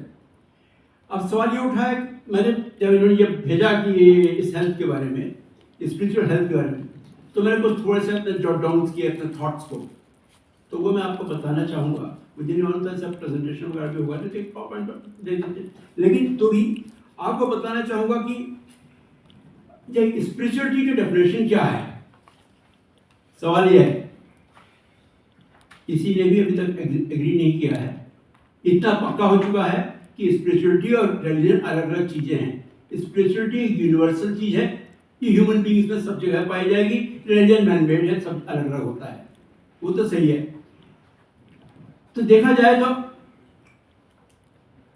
Sanskrit में, हिंदी में बहुत अच्छा आत्मा से इसकी विवेचना हो सकती है, होती ही है. इंग्लिश में जो स्पिरिचुअलिटी हम वर्ड यूज कर रहे हैं, तो उसको उसका ओरिजिन जो है वो लैटिन से है, स्पिरिटस. स्पिरिटस का मतलब होता है क्या? ब्रीदिंग. सो ब्रीदिंग से कनेक्टेड है. आप देखिए तो फिर पतंजलि में आ जाता है, प्राणायाम से आ जाते हैं कि जब तक जो एनर्जी है, प्राणिक एनर्जी है, वो तो आएगी से ब्रीदिंग से ही आएगी. तो उससे कनेक्टेड होकर जो डेफिनेशन निकलती है वो बिल्कुल एक सिंपल से आती है. वो यह होती है कि it deals with the perceived eternal realities, regarding man's ultimate nature. जो हम लोग जिसको कहते हैं आत्मा है, बस अल्टीमेटली डॉक्टर जैन ने बताया कि उसका लिमिटेशंस नहीं है. उसके ऊपर तो पूरे उपनिषद बने हुए हैं. सब उपनिषदों का मेन चीज यही आत्मा का क्या डेफिनेशन है. तो हमको इसके अभी उस पर नहीं जाके, अभी जो शब्द हैं आपके इनके जो मुझे मैसेज आया था उसमें, health, spiritual health. Spiritual health के बारे में कुछ मैंने सोचा है और कुछ उसके जॉट डाउन किए हैं. एक ड्राफ्ट, दूसरा ड्राफ्ट, तीसरा ड्राफ्ट, तो मैंने 3-4 कुछ के लेके आया हूँ. तो वो सब तो नहीं बताऊंगा क्योंकि टाइम नहीं है, बहुत लेट हो चुके हैं. So we must know that spiritual health is a dimension. ये एक डायमेंशन है of well-being. It's a dimension of well-being that pertains to an individual's sense of purpose. ये देखिए जब ध्यान है, it pertains to an individual's sense of purpose, meaning and connection to the self, others, the environment, and possibly to a higher power of larger reality. कुछ लोग agree करेंगे, कुछ नहीं करेंगे, इसलिए इसको इस तरीके से दिया गया है. Unlike the physical health, which is concerned with the state of the body, spiritual health is more abstract and is often associated with condition of a person's spirit or soul. आत्मबोध की बात है जो शंकर ग्रेट से शंकर ने जो लिखा भी हुआ है. आत्मबोध के ऊपर कई सूत्र हैं, कई उस बारे में डिस्कशन है. तो इसके डेफिनेशन के साथ में कुछ हर चीज का एक एग्जांपल देते हुए बताऊंगा इसका मतलब क्या है. Definition purpose and meaning of life. ये मीनिंग ऑफ लाइफ और पर्पस ऑफ लाइफ पे इस पे देखिए बेसिक चीज है. कोर वैल्यूज पे जाते हैं. And what are those 8 core values? Patanjali Ashtanga है, यहाँ पे कोर 8 वैल्यूज हैं. अब ये कोर 8 वैल्यूज आपको जो लाइफ की जो हैं, जिसको लेके हमारे स्पिरिचुअल हेल्थ बनती है, वो बेसिकली चीज जो होगी वो ये होगी. कहाँ गया मैंने ये भेजा? हाकिम की बहुत कॉमन है, जो कि किसी समुदाय को, किसी देश को, किसी जाति विशेष को, किसी कलर को, क्रीड को, किसी को नहीं फॉलो करती है. आज please request you to please lend me your ears. थोड़ा देखिए. Reliability, first core value. Second, dependability. Third, loyalty. Fourth, honesty. Fifth, commitment. Sixth, consistency and efficiency. These are the values which are core to any person. If you are free with it, if they're true with it, and able to maintain that and how to practice that is a different story. I'll tell you that. Again, I will.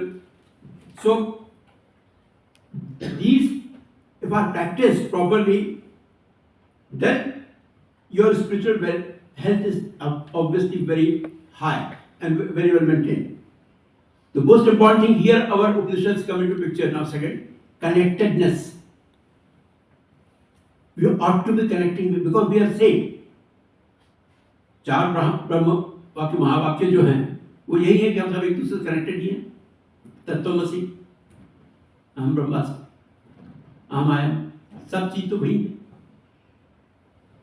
Spiritual health may involve a sense of connectedness to other people, nature and universe, or a divine entity. This might reference manifest in participating in community service. अब ये देखिए, ये जो इसकी basis को अगर लेके चलेंगे तो आप देखेंगे कि अगर अंडर ग्रेजुएट करिकुलम में भी अगर आप उसको सम्मिलित कर रहे हैं तो ये आपका बेस कुछ और ही बनता जा रहा है. स्पिरिचुअल वैल्यूज एंड एथिक्स तो सभी लोग जानते हैं कि हम लोग उसके बारे में जा रहे हैं. और जो जैसे बहुत अच्छा बताया था कि लाभ, शुभ और लाभ, तो यही वैल्यू और एथिक्स में आ जाता है. सबसे बड़ी चीज यही है. इनर पीस एंड हार्मनी, जिसका मैं बहुत ज़्यादा बोलता हूँ, जिसको काफ़ी अच्छी लिखता हूँ, वो है मेडिटेशन ब्रेन के ऊपर. किसी inner peace and harmony, and harmony is not only of with the other people, but first you have to have harmony with in yourself. That harmony is also there. Hope and optimism, and the most important जिसके ऊपर काफ़ी lecture दिए मैंने, that is on compassion and altruism. Compassion and altruism. तो ये जो चीज़ें हैं इनको ध्यान में रखते हुए अगर हमारे मेडिकल करिकुलम में इस तरह की बेसिक चीज आती है, वो धीरे धीरे कर जाती है, क्योंकि ये किसी प्योरली सेक्युलर है, कोई रिलीजन बेस्ड नहीं है, या सब उभर के आ रही है. या वो मठे के ऊपर का वो क्रीम है जो मथने से ही आता है. तो आत्मबंधन की बात है. तो आप इसको स्पिरिचुअल हेल्थ को इन डायमेंशन से के साथ अगर जोड़ेंगे तभी जाके आगे होगा. और जैसे डॉक्टर डी सी जैन ने भी बताया था कि फूड के साथ, आहार का साथ, तो उस पर तो बहुत ही हमारे स्क्रिप्चर्स में भरा हुआ है. चार छंदों को उपनिषद में ले लीजिए, 7वें अध्याय में 26वां श्लोक, 27वें श्लोक है, वो भी देख लीजिए. उसमें देख लीजिए, गीता में भी देख लीजिए कि जैसे आप खाते हैं वैसे आपको विचार बनते हैं, वैसे आपका माइंड बनता है. So it is very clear. तो इन सब चीज़ों को समित करके एक ही लाइन में लगा के एक सिंथेसाइज करके we'll have to bring it out. I think that was my suggestion for that. Thank you very much, Doctor. Thank you very much, Dr. Varun. And we would like to have you write up so that It's not a publication actually. we will use it. Sure. Now, Dr. Sridhar ji, आप थोड़ा रुको, because you have enough material and we would like to listen. Trisani also. You will be here. तो हम लोग आराम से सुनेंगे. Dr. Srivastava wants to leave, so इसलिए मैं let him express his opinion. Dr. Srivastava has a very wide vision how the department has to start, what would be the requirements, how the department, what would be the fundamental objects, and how it has to be recognized by MCI. Dr. Arun Agarwal is also here. He is also expert in the how the medical colleges have been recognized, how various departments have been recognized, what are the requirements. He was the dean of the Maulana Medical College and also looked after medical council. And in the meantime, sir, Dr. Nita shared with me that there is a proposal which last date is 30th November for Center for Excellence ICMR funded through, we can even run a small parallel proposal for that, having a big.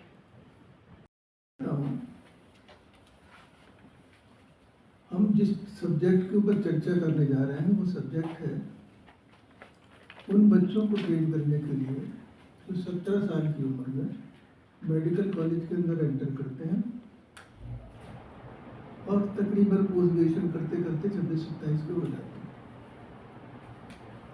हम लोगों का दिमाग उस समय जैसा था, समय के साथ जैसे जैसे समय गुजरता गया, यहाँ कुछ लोग बैठे हैं जो 60 बैच के होंगे, 70 बैच के होंगे, जो उनका उस समय दिमाग था, जो उनकी रुचियाँ थी, जिस पढ़ने के जिस सब्जेक्ट के प्रति वो बहुत पसंद करते थे, जिन्हें नहीं पसंद करते थे। तो अगर मैं थोड़ा सा स्पेक्ट्रम आपको दूँ, उस समय कुछ सब्जेक्ट हुआ करते थे जिसमें एक होता था सोशल प्रिवेंटिव। अधिकांश विद्यार्थियों के मन में ये होता था कि ये सब्जेक्ट तो मच्छर और मक्खी और नाली और गंदगी के बारे में है, तो कोई मेहनत करने की जरूरत नहीं। तो उस माइंडसेट वाले लोगों को पढ़ाने के लिए स्पिरिचुअल हेल्थ के बारे में ही चर्चा हो रही है। तो कम से कम हमें वो नज़रिया अगर ना भी आ पाए तो उसके करीब जाके सोचना पड़ेगा कि जो हम सोच रहे हैं, जो हम बात कर रहे हैं, वो हमारे एक पिछले 40 साल के विकसित दिमाग की बातें हैं, जो हम उन यंग एस्पिरेंट और प्रैक्टिशनर के ऊपर डालना चाह रहे हैं। इसको वो स्वेच्छापूर्वक अपनाएं तो अति सुंदर होगा। अगर थोपी हुई चीज़ होगी तो शायद उसकी उतनी वैल्यू ना हो जिस वैल्यू के साथ, जिस पैशन के साथ, जिस समर्पण के साथ आप लोग इस पर काम करते हैं। ये विचारणीय है, मेरा आपसे अनुरोध है, इसके ऊपर विचार जरूर करिए। दूसरी चीज़ है कुछ सच्चाइयाँ, आप पसंद करो या ना पसंद। डिपार्टमेंट बनाना, उसका नामकरण करना, उस नामकरण करने के उपरांत उसके अंदर उन सब्जेक्ट मैटर का संचय करना जो कि एक फैकल्टी विद्यार्थियों को पढ़ा पाए, फिर उस पढ़ाने की क्वालिटी को असेस करना, उस असेसमेंट पर नंबर देना, नंबर देने के उपरांत उसे पास और फेल करना, और उस सब प्रक्रिया के अंदर ये तो फिट होना ही पड़ेगा। ना आज ना आने वाले 40-50 साल में इससे बचने का कोई तरीका है कि एक ओमनीबस मैकेनिज्म हो जाए कि जिसका मन चाहे जो पढ़ा दे। अल्टीमेटली आप एलोपैथिक मेडिकल कैरिकुलम में एक नए सब्जेक्ट की एंट्री की बात कर रहे हैं, तो उसके कुछ मिनिमम स्टैंडर्ड्स होते हैं। वो मिनिमम स्टैंडर्ड्स जो होते हैं वो डिफाइन करता है एनएमसी, जो पहले एमसीआई के नाम से जाना जाता था। सवाल ये नहीं कि वो संस्था कैसी है, क्या कर रही है, क्या नहीं कर रही, लेकिन सच्चाई ये है कि उसकी अनुमति के बिना कोई नई चीज़ की entry under graduate medical curriculum के अंदर संभव ही नहीं है। तो इस सत्य को मेरा दूसरा आपसे अनुरोध है कि इसे स्वीकार करके आगे बढ़ें। तीसरी चीज जो है, जो बहुत ही आवश्यक है, आप उस कालखंड को पहचानें जिसमें आज आपके पास ये एक अपॉर्चुनिटी है, और अपने देश को पहचाने जिस देश के अंदर आप काम कर रहे हैं। ये कालखंड भी महत्वपूर्ण है और ये देश भी महत्वपूर्ण है, क्योंकि जितने वक्ता यहाँ थे उन सबके भाषणों में एक ही चीज आई है, इसकी उत्पत्ति, इस सब्जेक्ट की आप बात कर रहे हैं, spiritual wellbeing, spiritual health, spiritual medicine, whatever you call it, at the end of the day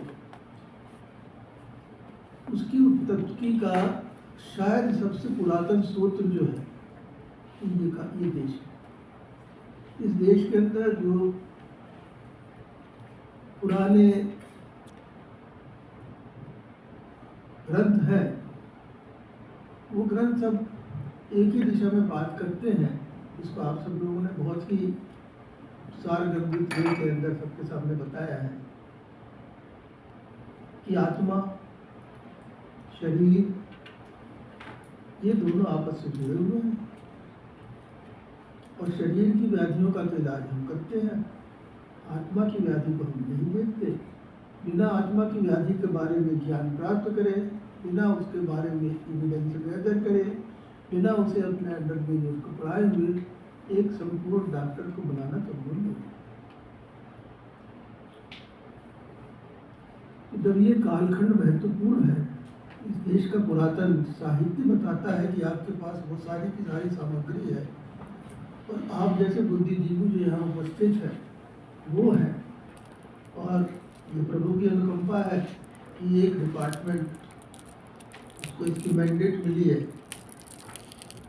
इसको बनाने की, और आप लोगों का साथ मिला है, डायरेक्टर साहब की ब्लेसिंग मिली है। और कालखंड में इसलिए कह रहा हूँ कि इस कालखंड के अंदर भारतवर्ष और भारत की पुरानी जो गौरव है वो ग्रो करता है। अदरवाइज आपको योग तो हम बहुत टाइम से करते थे, लेकिन उसकी जो महत्व मिला आपको वो इसी कालखंड में मिला, और इस कालखंड में इसलिए मिला कि इसकी पॉलिटिकल ब्लेसिंग, आपके सब्जेक्ट की भी पॉलिटिकल ब्लेसिंग। तो अंतिम अनुरोध है वो ये है, हम अपने अनुभवों को, अपने ज्ञान को आरोपित करने के बजाय हम सब ज्ञान को एकत्रित करके कन्वर्ज करें, और इस प्रकार से कन्वर्ज करें जो लिखित में हो, जिसको हम ऑल इंडिया इंस्टीट्यूट की एकेडमिक कमेटी के द्वारा उसका राजीनामा पा पाए, उसके सब्सटेंस की वजह से, ना कि अपने पुशन पुल की वजह से। और जब हम उसे पा पाए तो हम, जैसे सेंटर ऑफ एक्सीलेंस की मैडम बात कर रही थी, एक डिपार्टमेंट एस्टेब्लिश कर पाए जिसको चाहे रिसर्च मोड में हो, उसको 2 साल चला करके उस डिपार्टमेंट की वैल्यू को मेडिकल करिकुलम के अंदर और मेकिंग ऑफ ए डॉक्टर के अंदर हम प्रतिपादित कर पाए। तो मुझे पूरा पूरा विश्वास है कि ये जो आपका प्रयास है, ये जो भगवान की दी हुई देन आपको है, जो अवसर मिला है, और मैं तो सही कह रहा हूँ कि जैन साहब ने मुझे बताया या वर्मा जी ने बोला, आप सब लोगों ने जो बोला, इतना अधिक ज्ञान होगा इस सब्जेक्ट के अंदर हमारे पास, मुझे नहीं पता था। अगर मुझे नहीं पता था, मुझे पढ़ने का शौक है, तो मैं ये मान के चलता हूँ कि 90% हमारे लोग तो ऑल इंडिया इंस्टीट्यूट में विद्वान हैं, उनको नहीं पता। जिनको नहीं पता, सबसे ज़्यादा विरोध कहाँ से, विरोध के स्वर उठते हैं वहाँ से जहाँ अज्ञान का बहुत अधिक मात्रा में रहता है। और अज्ञान को कम करने के लिए साथ साथ मिलकर के एडवोकेसी कैंपेन चलानी चाहिए, जिससे कि कम से कम बेस लाइन इंफॉर्मेशन तो कुछ ऐसा सा छोटा सा प्रयास हमने किया था जैन साहब के साथ मिलकर। एक ऑनलाइन सिस्टम है जिसके अंदर कि मेडिकल स्टूडेंट को सेंसिटाइज किया जा सकता है, 1 घंटे की हम लोग ने टास्क करी थी। तो ऐसे बहुत सारे छोटे छोटे एफर्ट जब सब लोग करेंगे तो आज ऑल इंडिया इंस्टीट्यूट की फैकल्टी, कल 22 ऑल इंडिया इंस्टीट्यूट लाइक की फैकल्टी, फिर हाथ ये सारे के सारे 600-700 जो मेडिकल कॉलेज है इनकी फैकल्टी को आप सेंसिटाइज कर सकते हैं। और एक एक आदमी जो यहाँ बैठा है ना, अगर आप इसे एक एक टास्क देंगे, 1 महीने का आप इन्हें बना के देंगे, कैलेंडर ये करना है, तो टेक्नोलॉजी सारी प्रोवाइड कर रही है। टेक्नोलॉजी, और शब्द जरा बुरा लगेगा, लेकिन हम उम्र के उस दौरान पे हैं कि हमारे पास समय पर्याप्त होता है, हमारे लिए ये समय का सदुपयोग ये सब लोग करें। तो एक साइड पर एडवोकेसी, दूसरे साइड पर जो मैंने 3 बहुत प्रमुख सवाल आपसे रखे, उनका अगर आप अपनी चर्चा के अंदर थोड़ा मोटा मोटा आउटलाइन आंसर का निकाल लेंगे तो मैं बहुत अनुग्रहित हूँ। धन्यवाद, शुक्रिया सर।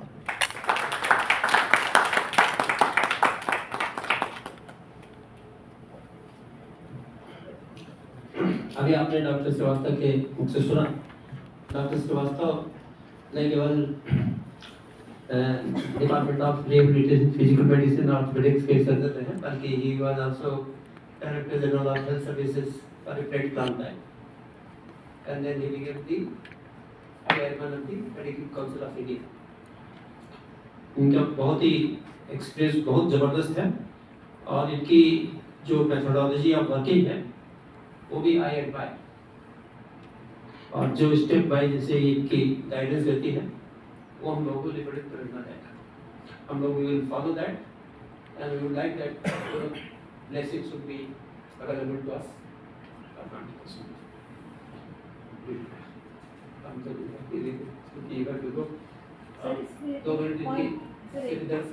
अभिनंदन और अभिवादन विशेषतः प्रोफेसर ऋषि जैन, प्रोफेसर श्रीवास्तव और मैडम कोचन। मैं बहुत संक्षिप्त शब्दों में जो मेरा ज्ञान है, जो मैं नित्य प्रति क्लिनिक में भी जिसको मैं अनुभव करता हूँ, मैं आपके सामने प्रस्तुत कर रहा हूँ। और कोर्स मैसेज होगी spiritual health concepts and application. Next slide please, next slide. मैं आपको एक पुरातन समय में ले जा रहा हूँ, बता रहा हूँ जो मेरी दृष्टि में स्पिरिचुअल लोग थे, हिस्टोरिकली प्रूवन लोग थे। संत कबीर ये 120 वर्ष तक जीवित रहे, और संत कबीर का एक बहुत अच्छा पद है,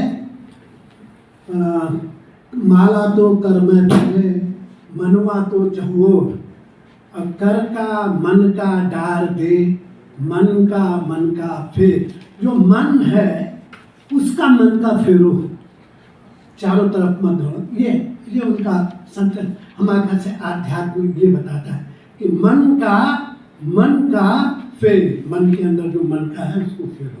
गोस्वामी तुलसीदास ये करीब 126 वर्ष तक जीवित रहे। इनका एक बहुत अच्छा जो पद मुझे अच्छा लगता है, वो कहते हैं, राम नाम मणिदीप धर जी देह विद्वार। मन के अंदर अगर प्रकाश डालना है और बाहर भी प्रकाश डालना है तो मन के अंदर ये जो यहाँ राम नाम की मणि का दीप रखो। ये तो राम के जो गुण हैं, राम मर्यादा पुरुषोत्तम राम, आप उनके गुण मान के चलिए, उनके गुण जो हैं उनको रखो, उनको परखो 120 वर्ष तक। और उनकी जीवन शैली आपको सब मालूम है कि पूर्णतः सात्विक हमेशा चलते रहे। जन्म राजापुर गए, चित्रकूट, फिर बनारस से पूरा रामेश्वरम तक चले हुए की फिलॉसफी है। और परम वैष्णव एक वहाँ तक कृष्ण के भी मंदिर में गए तो मैं तुम्हारे सामने तभी हाथ, तुलसी मस्तक तब नवे धनुर्बाण लो हाथ।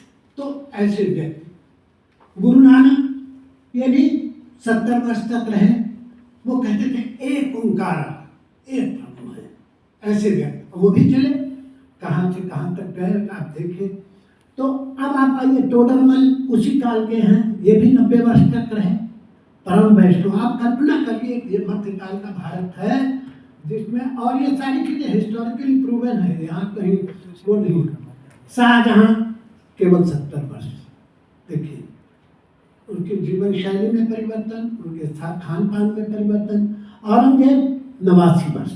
नेक्स्ट स्लाइड पे, मांसाहारी आप जानते हैं उनका जो उनके। अब मैं आपको बताऊंगा कि जहाँ ये जो वो एक ऐतिहासिक पल है जब जिसको भगवान कृष्ण, लॉर्ड कृष्ण, महाभारत का युद्ध हो रहा है और युद्ध के बीच में कोई काम बता रहा है कि क्या है योग, क्या है। नेक्स्ट टाइम वो कहते हैं, तस्मात् योगा युज्यस्व योगः कर्मसु कौशलम। किसी भी कार्य को अगर आप कौशलतापूर्वक, कुशलतापूर्वक करते हैं तो वही योग है। भगवान कृष्ण कह रहे हैं, कोई भी काम हो, सफाई करने का काम हो, कोई भी काम हो, शिक्षण का काम हो, सेना का काम हो, जो भी है, योग कर्मसु कौशलम। अब दूसरी जो उन्होंने सबसे अच्छी डिफिनेशन दी है जो किसी भी स्पिरिचुअल हेल्थ के लिए जरूरी है, वो ये डिफिनेशन है जो मैं अक्सर मैं बच्चों को भी बताता हूँ, हर आदमी को, अपने मरीजों को बताता हूँ। युक्ताहार विहारस्य युक्त चेष्टस्य कर्मसु युक्त स्वप्न अवबोधस्य योगो भवति दुःखः। युक्त आहार, युक्त एप्रोप्रिएट फूड, युक्त विहार, एप्रोप्रिएट एक्सरसाइज। जैसे आज रिकमेंडेशन है 8000 steps per day, half an hour, American heart association की जो लेटेस्ट रिकमेंडेशन। युक्त चेष्टस्य कर्मसु, appropriate discharge of duty, whatever duty has been assigned to you, you must do it appropriately. Wherever you are a teacher, you teach well. You are a soldier, you fight well. You are a philosopher, you think well. You are a doctor, you treat well. Yukta chestasya karmasu. Yukta swapna avabodhasya. Go to the bed at appropriate time. And come out of the bed at the appropriate time. आप देखें कितना reversal हो गया है। रात के 2 बजे तक जगना, फिर क्या कहते हैं सवेरे 8 बजे उठना, बिल्कुल रिवर्सल हो गया। फिर कोलेस्ट्रॉल ऊपर जाता है, ब्लड प्रेशर जाता है, शुगर ऊपर जाता है, सारा का सारा जो मॉडर्न एपिडेमिक का कोरोनरी आर्टरी डिजीज है इसी शब्द में है। सबके पास मोबाइल फोन है जो रात के 11 बजे, 12 बजे, 1 बजे, या लैपटॉप है, screen time.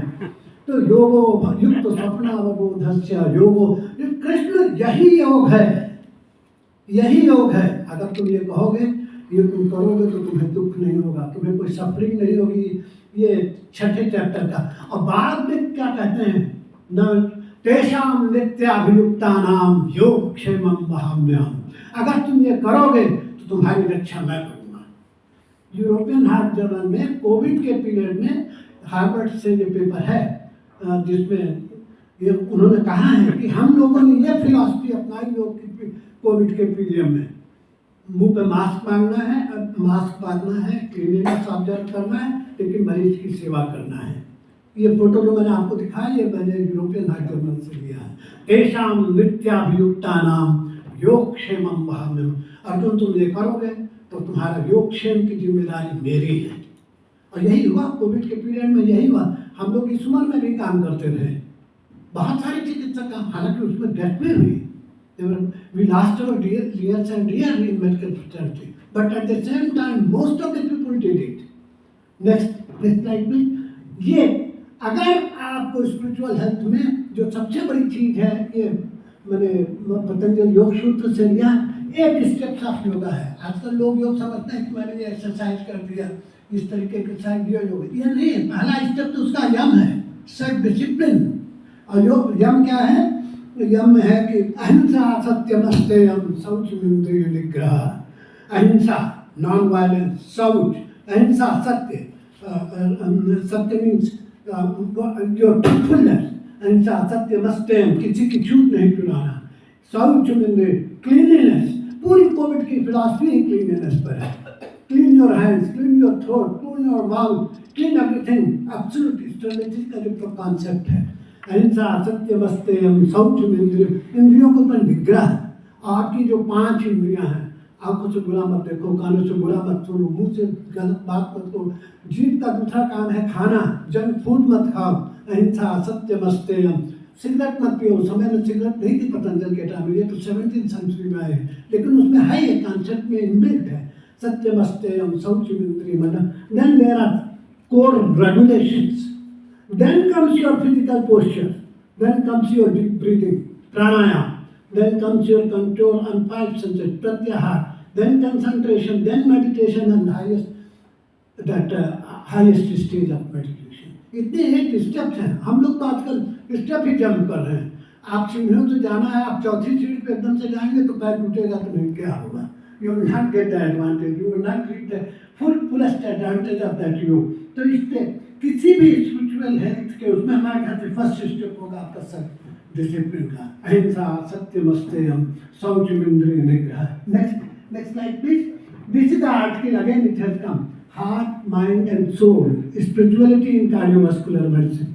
These 2 people are from our own country. Ankur Kalra is from Haryana, and Kavita is again from South. They have written a very beautiful account about spirituality, mind and soul in role in prevention of coronary artery disease. It has come.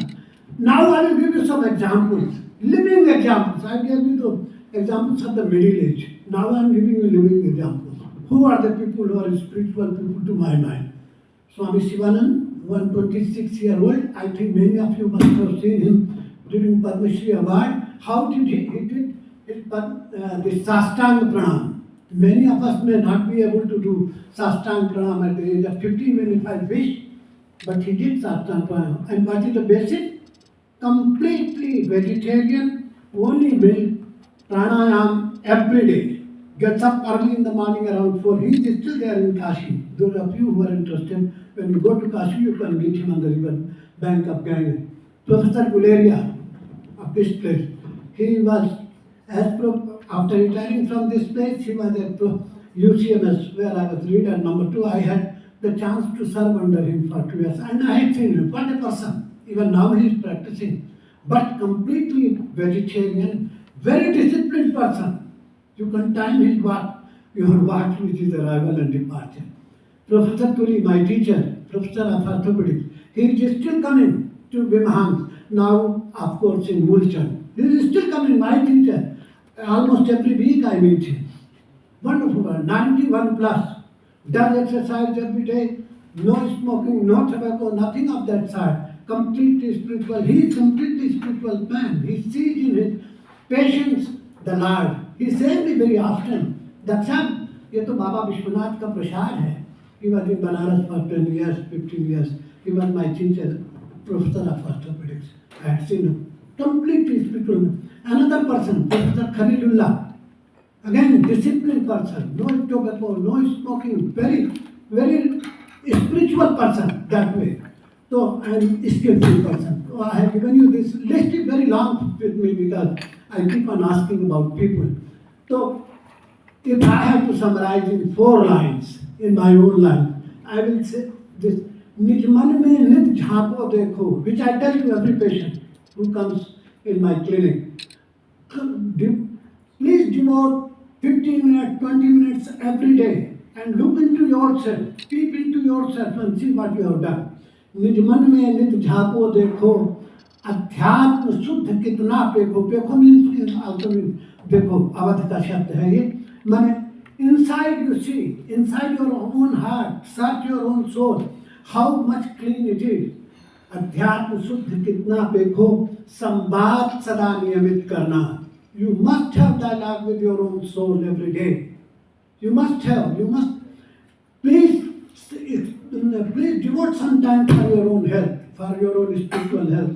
तन मन निरोग यदि है रखना. If you want to keep yourself healthy, please do this every day. That's all. Thank you very much. Very short time, so I have to. बहुत अच्छा बोले के लिए आप शार्प टाइम में. सर आपका लास्ट स्लाइड भी स्पिरिचुअल है. ये कौन चित्रकार है, ये कौन चित्रकार? डॉक्टर कोहली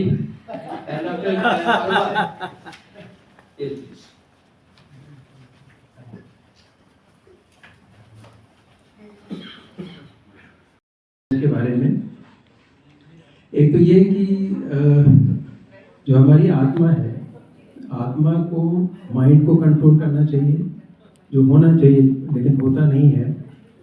माइंड हमारी फीलिंग्स को कंट्रोल करना चाहिए, लेकिन आजकल बिल्कुल रिवर्स हो गया है.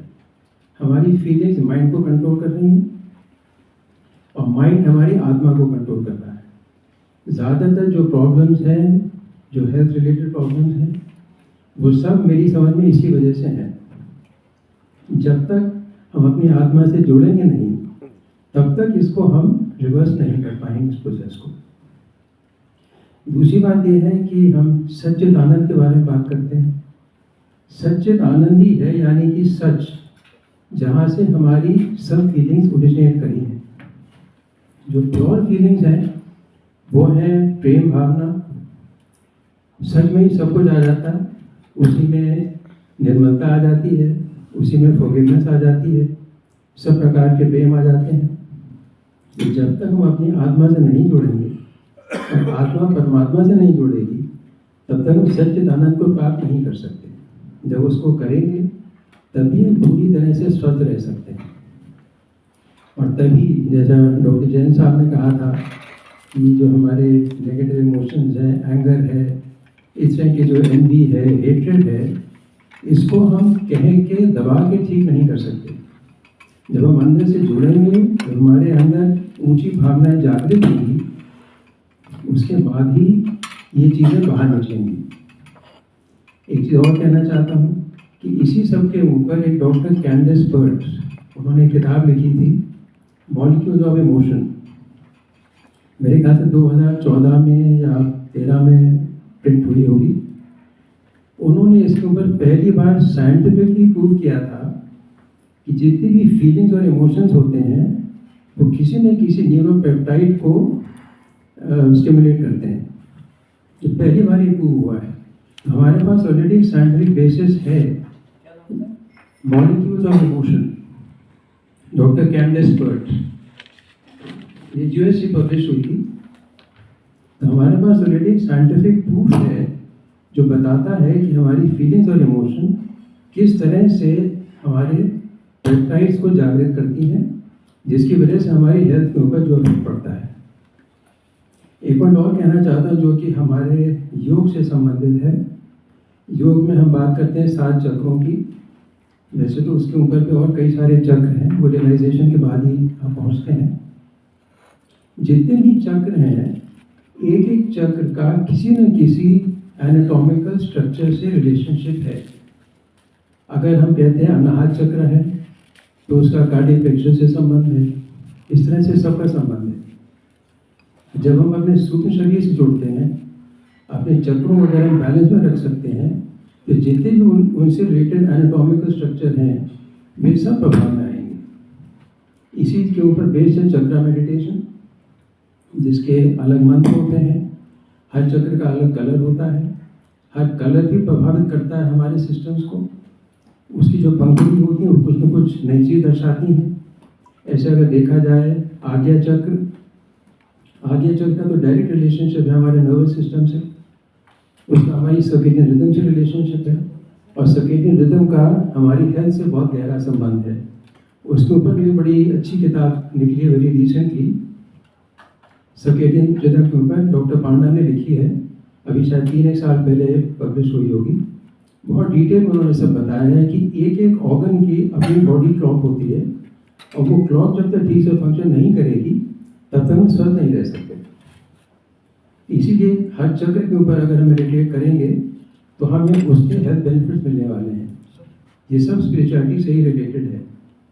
और चौथी बात जो मेरे लिए मैं बहुत इम्पोर्टेंट समझता हूँ वो ये कि हमारे पास तो ऑलरेडी हमारे देश में कितनी सारी ऑलरेडी स्पिरिचुअल पद्धतियाँ हैं। योग है, आयुर्वेदा है, एक्यूप्रेशर है, एनर्जी मेडिसिन है। ये जितनी भी हैं सब स्पिरिचुअल डिसिप्लिन हैं, वन टू ऑल। अगर उनके प्रिंसिपल्स को हम अपना लें तो ऑटोमेटिकली हम इस रास्ते पे आगे बढ़ सकते हैं। बस मैं इतना ही कहना चाहता था। Thank you very much.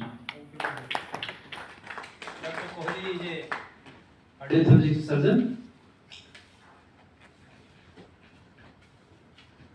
Doctor Arun Agarwal, Maulana Azad medical college. मेरा एक इंट्रोडक्शन है, मैं डॉक्टर टी.सी. जैन का जूनियर। मैं इनकी विजडम से बहुत प्रभावित हूँ। ये एक बार हमारे पिट्यूटरी ट्यूमर का ऑपरेशन होना था, तो he was invited as a special invited, और ही स्पोक सच ब्यूटीफुली कि हमारा न्यूरोलॉजिस्ट और ईएनटी सर्च में केवल एक थिन प्लेट ऑफ बोन का डिफरेंस है, that is cribriform plate. So how we closely, cribriform plate जो है बहुत ही पतली सी हड्डी होती, उसके अंदर एक सारा ब्रेन और ईएनटी जो है एक साथ साथ चलते हैं। He is very intelligent and is able to, वो हड्डी भी जालीदार है। जालीदार है। C4 और D4 के बीच में। आज मैं बहुत ही कम समय लूँगा। Doctor Jain sir, doctor Srivastava sahab चले गए, ऑल हमारे senior doctor Dwivedi and everyone of you. जिस विषय पे आज बातचीत हो रही है वो मेरे दिल पे है, लेकिन ज्ञान उतना मुझे नहीं है। Doctor R K. श्रीवास्तव ने भी बहुत ठीक शब्दों में कहा, थोड़ा बहुत ज्ञान है लेकिन इतना गहरा ज्ञान होगा लोगों को, ऐसा मैंने सोचा भी नहीं था। अभी मैं सोच रहा था जब यहाँ आ रहा था तो मेरे मन में एक गाने की, बहुत पुराने गाने की, डॉक्टर द्विवेदी आपके हमारे टाइम का है, जिन्हें नाश्ता हिंद पे वो कहाँ है। तो जिन्हें नाश्ता हिंद पे वो कहाँ है, इसका मतलब हिंद की अपनी कुछ स्ट्रेंथ थी। वो स्ट्रेंथ 100 साल पुरानी थी, 200 साल पुरानी थी, या 1000 साल पुरानी थी, 5000 साल पुरानी थी। डॉक्टर द्विवेदी ने तो, डॉक्टर द्विवेदी हमारे सीनियर हैं, और ये तो खैर मैं इनको नमन करता हूँ कि जिस तरीके से इनका प्रिवेंटिव कार्डियोलॉजी पे काम है। और तो वो चीज़ हमारे पास थी, हमारे मेडिकल सिस्टम में थी, लेकिन जो भी हमारे साथ हमारी कंट्री को होता गया, उसमें क्या क्या पॉलिटिकल चेंजेज आए, ब्रिटिश आए, और ब्रिटिश ने हमारे ओल्ड सिस्टम को कैसे चेंज हुआ, और आप सबको मालूम है कि 28 जनवरी 1835 को हमारे यहाँ पहला मेडिकल कॉलेज खुल गया कलकत्ता में। उसके बाद खुलते गए आज के दिन 700 प्लस मेडिकल कॉलेजेस है और एक modern system medicine allopathic system के हम सब स्टूडेंट बनते गए, वो हमारे सामने है। लेकिन जिन्हें नाश्ता हिंद पे वो कहाँ है, वो हम लोग नहीं बन पाए, क्योंकि हमारे कैरिकुलम में नहीं था, हमारी सोच में नहीं था, और इसीलिए हम लोग चाहते। लेकिन अब ये एक अपॉर्चुनिटी मिली है जिसके लिए हमने आज हम यहाँ बैठे हुए हैं, और ये इसमें पॉलिटिकल विल है, उसमें एक साइंटिफिक विल है, एंड जिस तरीके से मैं देख रहा हूँ मैडम, साइंटिफिक एविडेंसेस तो हैं। इट्स ए क्वेश्चन ऑफ कि आपको डिग करना है। डॉक्टर श्रीवास्तव भी ये कह गए, समुद्र मंथन जब हुआ था तो उसमें बहुत सारी चीजें निकलती गई, आखिर में अमृत निकला।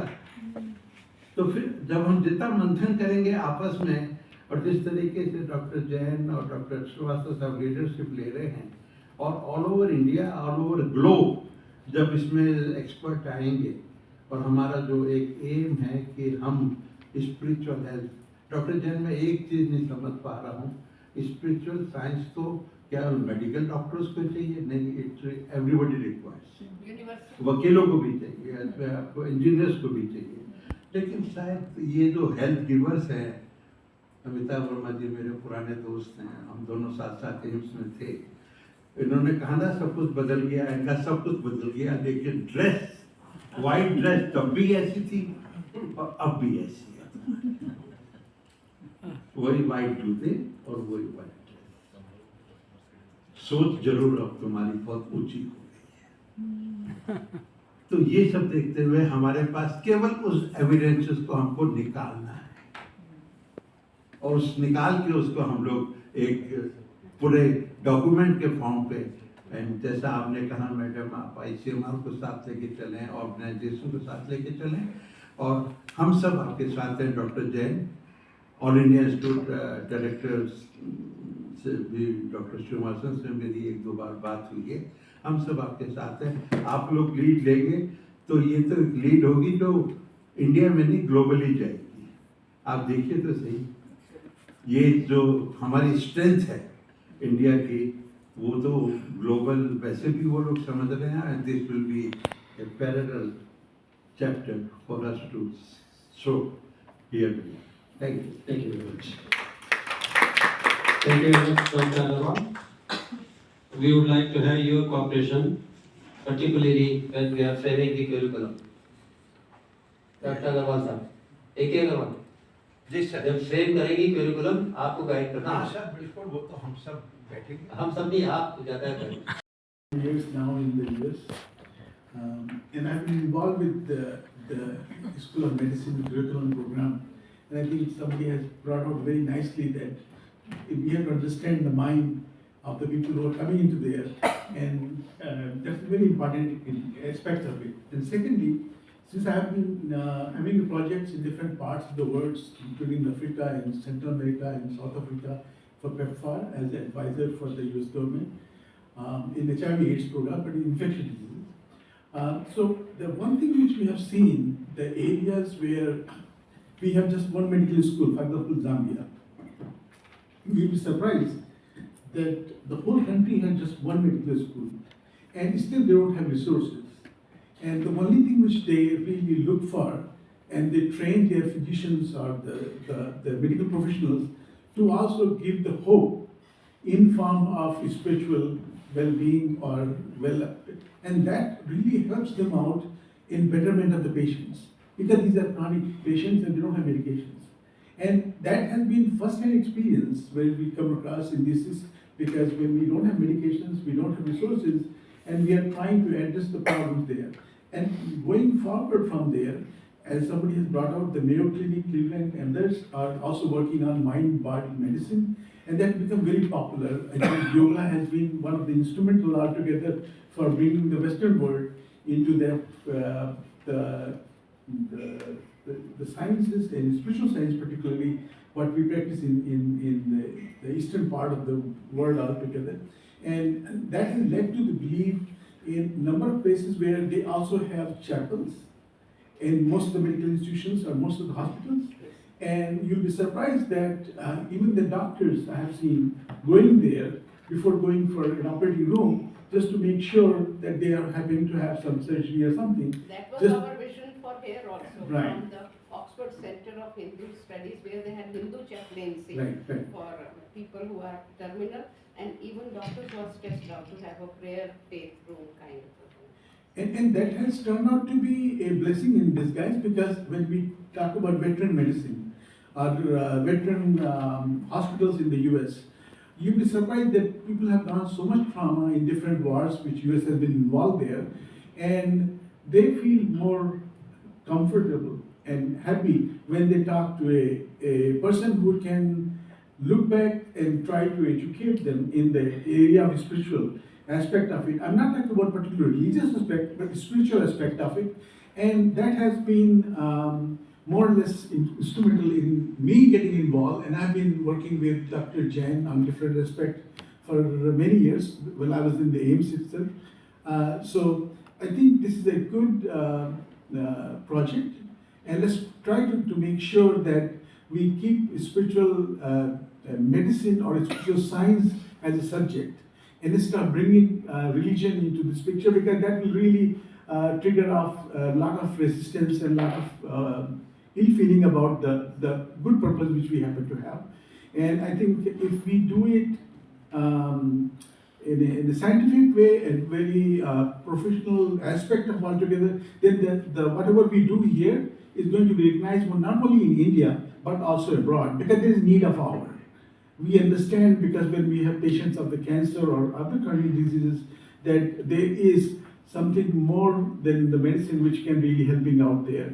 And I think for overall well-being or overall health, or for making with the whole health concept which we are trying, mindfulness we are talking about it, all that really helps out in understanding that even physician thinks that I am the supreme for this particular patient, but actually he is not or she is not, because patient is looking number of things. They are looking at other allopathies or other pathies. Besides that, they are going to their spiritual mentor or whatever they call it, and they're going to temples or other things. They are following it. So if somehow or other, our physicians, as we used to be the medicine at the older times when like I was a little kid, or you guys have been seen there, the physicians used to spend time with the patients, and just talking to them makes them feel so good after some time, because even the medicines are not that effective at that point. Even some medicines and a lot of counseling was actually the basic ingredient for getting them well for a lot of things. With that, I thank you for giving me an opportunity to join you and listening all of you. And I will be always available to help and work with my mentors, my colleagues, to make this happen. Thank you. Very good. No, his name is very good, Desratna. And his son, his name is Vishwaratna. Vishwaratna. Grandson will be Brahman. और तीसरे का नाम The second one is Anandra. अनंत। आप देखिए जो नाम भी जो दिए गए हैं वो कितने सुंदर हैं। Somehow my father was vision.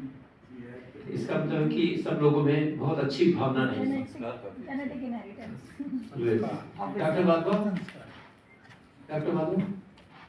Sir थोड़ा सा आपका काफी विजन है सर, इम्प्रोव जो आप बोलेंगे वो ज्यादा अच्छा बोलेंगे। डॉक्टर सुनील। कुछ कार्यों में अपनी क्षमता कम होते हुए भी बहुत कार्यों में हमसे अधिक क्षमता रखते हैं, और अगर उनसे इंटरेक्शन थोड़ा सा और ज़्यादा हो तो हम कई बार देखते हैं कि वो बहुत सी बातें ऐसी कह जाते हैं, कर जाते हैं जो बहुत गहरी होती है। मैं एक पढ़ा था कहीं मैंने, जो स्कूल था, एक इंस्टीट्यूशन था जहाँ चिल्ड्रन विद डिसेबिलिटीज थे बहुत सारे। मिस्टर टाटा एक बार एज ए चीफ गेस्ट वहाँ बुलाए गए for distribution of wheel chairs. और ये हम अपने लाइफ में रिहेबिलिटेशन फील्ड में कैंप्स वगैरह लगाते हैं, बहुत फ्रीक्वेंटली देखते हैं और कभी कभी ऑर्गेनाइज भी करते हैं, इन्वॉल्व भी हो जाते हैं। तो जब मिस्टर टाटा कुछ लोगों को उन्होंने खुद बांटे, बाकी उनकी टीम ने बांटे व्हील चेयर्स, जब वो जाने लगे तो एक चाइल्ड विद डिसेबिलिटी ने उनके हाथ पकड़ लिए और वो हैरान हो गए कि शायद बच्चा कुछ कहना चाहता है। तो उन्होंने पूछा, हाँ कुछ कहना चाहते हो? कहते नहीं, मैं आपको जरा नजदीक से देखना चाहता हूँ, गौर से देखना चाहता हूँ। तो वो और उत्सुक हुए कि ऐसा क्या है जो मुझ में जो वो गौर से देखना चाहते हैं। बच्चा भोला, इनोसेंट, डिवाइन कह सकते हैं। कहते नहीं, जब मैं स्वर्ग में जाऊंगा तो मैं आपको पहचान जाऊं आसानी से, मैं इसलिए आपको ध्यान से देखना चाहता हूँ। तो ये ऐसी छोटी छोटी बातें हैं और ऐसे अनुभव जब हम ऑटिज्म स्पेक्ट्रम डिसऑर्डर्स वाले बच्चों से कई बार डील करते हैं तो अक्सर ऐसे महसूस होता है। आजकल हमारी ज़िंदगी इतनी व्यस्त हो गई है कि हम चाहते हुए भी उतना समय उनके साथ व्यतीत नहीं कर पाते, वरना अगर मौका मिले उनके साथ बैठने का, मुझे कभी कभी मौका मिला था पहले जब उनके साथ स्पोर्ट्स एक्टिविटीज़ भी ऑर्गेनाइज करने का मौका मिलता था। तो स्पोर्ट्स में भी आजकल इंडिया तो बहुत अच्छा कर रहा है, पैरालंपिक्स में और पैरा एथलेटिक्स में, गेम्स में। तो तब उनकी असली क्षमता का हमें आभास होता है। तो मैं अपनी बात को इस बात से खत्म करूँगा कि disability should not be considered as inability. They have a lot that they can do and achieve and contribute. और मुझे थोड़ा सा इंडियन स्क्रिप्चर्स और माइथोलॉजी में बहुत इंटरेस्ट है। तो यहाँ से जाते हुए मैं सिर्फ एक चीज़ का जिक्र करूँगा कि अगर आप कभी मौका मिले, आपने पढ़ी भी होगी यक्ष प्रश्न की जो श्रृंखला है, जिसमें यक्ष और युधिष्ठिर में जो संवाद होता है, उसमें भी बहुत ज्ञान है, बहुत स्पिरिचुअलिटी है। समय का अभाव है, वरना मुझे कभी मैडम को जब मौका देंगी तो जो पहला बुधवार महीने का ये कभी कार्यक्रम करती है तो मैं उसमें विस्तार से बात करना चाहूँगा। बहुत कुछ सीखने को मिलता है उन यक्ष प्रश्नों में और स्पिरिचुअलिटी बहुत है और उसको हम अपनी मेडिकल फील्ड में अप्लाई कर सकते हैं। जितने गहरे प्रश्न हैं और ऐसे जो उत्तर हैं जो युधिष्ठिर ने दिए, गजब के। धन्यवाद। डॉक्टर रसानी। इतने अच्छे प्लेटफॉर्म के इतने सारे वक्ताओं के साथ में मैं अपने आप को क्या कहूँ, मैं बिल्कुल कुछ, मेरे पास तो ज़्यादा कुछ एक्सप्रेस करने को है नहीं क्योंकि मेरा इतना ज्ञान नहीं है। और सर ने मुझे याद किया, मैं सरकार ऋणी हूँ कि मुझे इतने अच्छे लोगों का मुझे बैठने के साथ में बैठने का सौभाग्य प्राप्त हुआ। ये विषय जो है ना, ये है कि स्पिरिचुअल हेल्थ को मेडिकल करिकुलम का सब्जेक्ट कैसे बनाया जाए, विषय ये है। Being a vice principal or being my personal experience as a teacher, I belong to subject SPM, जिसको जो अभी डॉक्टर श्रीवास्तव ने बोला, किसी टाइम में हमारे टाइम में सफाई पुताई महकमा बोला जाता था, कभी कभी बोला जाता था पेलो सोचो मत PSM। सो ये इसका विकृत रूप हुआ करता था।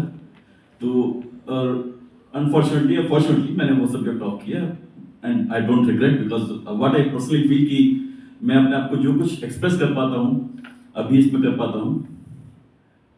मैं whenever the first year the medical student join in the medical college, मेरा पहला lecture usually for 2 hours it is there. It is on ABCD, not A for apple, B for ball, C for cat, D for dog. It is on subject ABCD, A for awareness, B for belongingness, C for commitment and D for discipline, dedication, devotion. In 4 subject के ऊपर, इन 4 words के ऊपर मेरा पूरा 2 घंटे usually निकल जाता है इसके अंदर। और उसमें ही बेसिकली काफी हद तक that component related to spiritual, knowing yourself, awareness, becoming aware of your breath, becoming aware of yourself, becoming aware of various notice boards, becoming aware how the teacher is taking class, how the clinician is examining. So सारा awareness वाला component, and then belongingness about the institution, belongingness about parents, belongingness to the teachers, and commitment for your subject, and certainly discipline, dedication, devotion. These are the key elements for any of the student. So in 4 words के ऊपर मेरा usually presentation होता है। Now question arises, what is basically spiritual health? एक चीज मैं उसमें usually लोगों को बताता हूँ अपने लेक्चर में, एक मेन कंपोनेंट होता है किसी भी क्रॉनिक इलनेस का, वो होता है साइकोसोमेटिक कंपोनेंट, साइकोसोमेटिक हेल्थ। वो psychosomatic component nobody deals in our medical education, medical problem के उसको डील करने कहीं कोई चीज नहीं है, उसको बेसिकली वो दाढ़ी वाले बाबा लोग बेसिकली डील करते हैं। और उसी कंपोनेंट को डील करने के लिए ही ultimately they all go to the different babas and sanyasis और फिर उनके चेले बन जाते हैं, जिसमें मैं भी उसमें शामिल कर रहे हैं। सो उसको डील करने के लिए कहीं वो कंपोनेंट हम कहीं उसमें अगर स्पिरिचुअलिटी के कंपोनेंट, स्पेशल वाले कंपोनेंट को कहीं अपने करिकुलम में भी डालें तो एक अच्छी चीज होगी, क्योंकि वो इश्यू पे एड्रेस होना चाहिए। मैं शिशु मंदिर का विद्यार्थी रहा हूँ और शिशु मंदिर के विद्यार्थी वहां से जो मैं भी सॉल्व होता हूँ, जो मुझे संस्कार वहां पड़े भारतीय संस्कृति के, अपने ज्ञान के अर्जन करने के, अपने आचार्यों को चरण स्पर्श करना, सब कुछ करना, माता पिता भाई बहन, इवन क्लासमेट एक दूसरे को भैया बहन कहकर बुलाना, वो जो संस्कार के लिए मैं अभी भी कहता हूँ मेरा फाउंडेशन जो था उसका बहुत कुछ मैं भी जो कुछ उस फाउंडेशन के बेस में। तो कहीं ना कहीं भारतीय संस्कृति की शुरुआत में हुई थी, जो हमारे देह काल में शुरुआत में थी, अगर वही हम किस तरह मेडिकल कॉलेज में भी शुरू कर सकें। एक वो पहली चीज होती है कहीं प्रातः वंदना जो होती है, प्रातः वंदना वाली चीज जो होती है, अगर वो सब कुछ अगर प्रातः वंदना टाइप की कुछ शुरू कर सकें, इस तरह कुछ वो कंपोनेंट कहीं ऐड होना चाहिए, चाहे किसी भी रिलीजन किसी भी धर्म से रिलेटेड हो। दूसरी चीज फिर धीरे धीरे जैसे मैं आर्ट ऑफ लिविंग में भी आया, बाद में स्पिरिचुअल शॉपिंग करने का मुझे थोड़ा शौक चला है, मुझे लगा स्पिरिचुअल शॉपिंग करने के लिए आर्ट ऑफ लिविंग में भी रहा, शिव के काफी क्लोज रहा हूँ मैं। I am teacher art of living, और ये बात दूसरी पिछले 5-6 साल से अपने आप को एक्टिव नहीं पा रहा हूँ because of administrative reasons. Then I came in contact with Brahma Kumaris also, जहां उन्होंने बताया कि आत्मा क्या है और आत्मा का कैसा अपने शरीर से वो है सब कुछ, वो एक अच्छी चीज, वो सब चीज कहीं ना कहीं मुझे लगता है वो सब कंपोनेंट हमारे मेडिकल कॉलेज में, हमारे हर जगह कहीं एक हिस्सा होना चाहिए हमारे मेडिकल कॉलेज का। मगर एक बहुत बड़ा क्वेश्चन मार्क है, अभी भी आयुष डिपार्टमेंट, कहीं भी आयुष क्लिनिक होती है मेडिकल कॉलेज में, हमारी अधिकतर लोगों की देखता हूँ निगाह जो बड़ी हेर निगाह होती है हम डॉक्टर्स की। कहीं वो जो एक प्रश्न उठा था, कहीं वो स्पिरिचुअल हेल्थ वाले, स्पिरिचुअल साइंस, स्पिरिचुअल सब्जेक्ट जो है, स्पिरिचुअलिटी वाला सब्जेक्ट, कहीं उसको भी उसी हेय दृष्टि से ना देखें हम लोग, जो हमारे जो सो कॉल्ड ज्ञानी लोग। तो कहीं उसको भी हमें थोड़ा ध्यान रखना है कि उसको कैसे उसको इनकॉर्पोरेट करना है। But certainly I personally feel it must be part of the curriculum and I am totally for it. Thank you so much. Curriculum will be developed under guidance of committee with various expertise and subject experts, and the review of literature and documents for books, a document to be collected to make book is to be made, and there will be need of senior resident, junior resident of your department to compile all those evidences. I will be part of that evidence collection group, which will be compiling all the published literature on various aspects of the spiritual health, so that it can be part of the curriculum. And the field, and as told by Dr. Wadhwa and Dr. Sania, field validation will be done at MAMS, can be done at MAMC and LHMC students for acceptability and effectiveness, and pre and post component can be checked before that curriculum is taught and after that curriculum is taught. So acceptability and changes in students' capabilities in focusing, in memory, in understanding, and empathy, sympathy, and acceptability, compassion, and all the components of it is spiritual, which has been developed by NIHFW. That scales can be used to pre and post validate, and other scales are there to test the effectiveness of the curriculum in the students of MAMC and LHMC as well as the names. And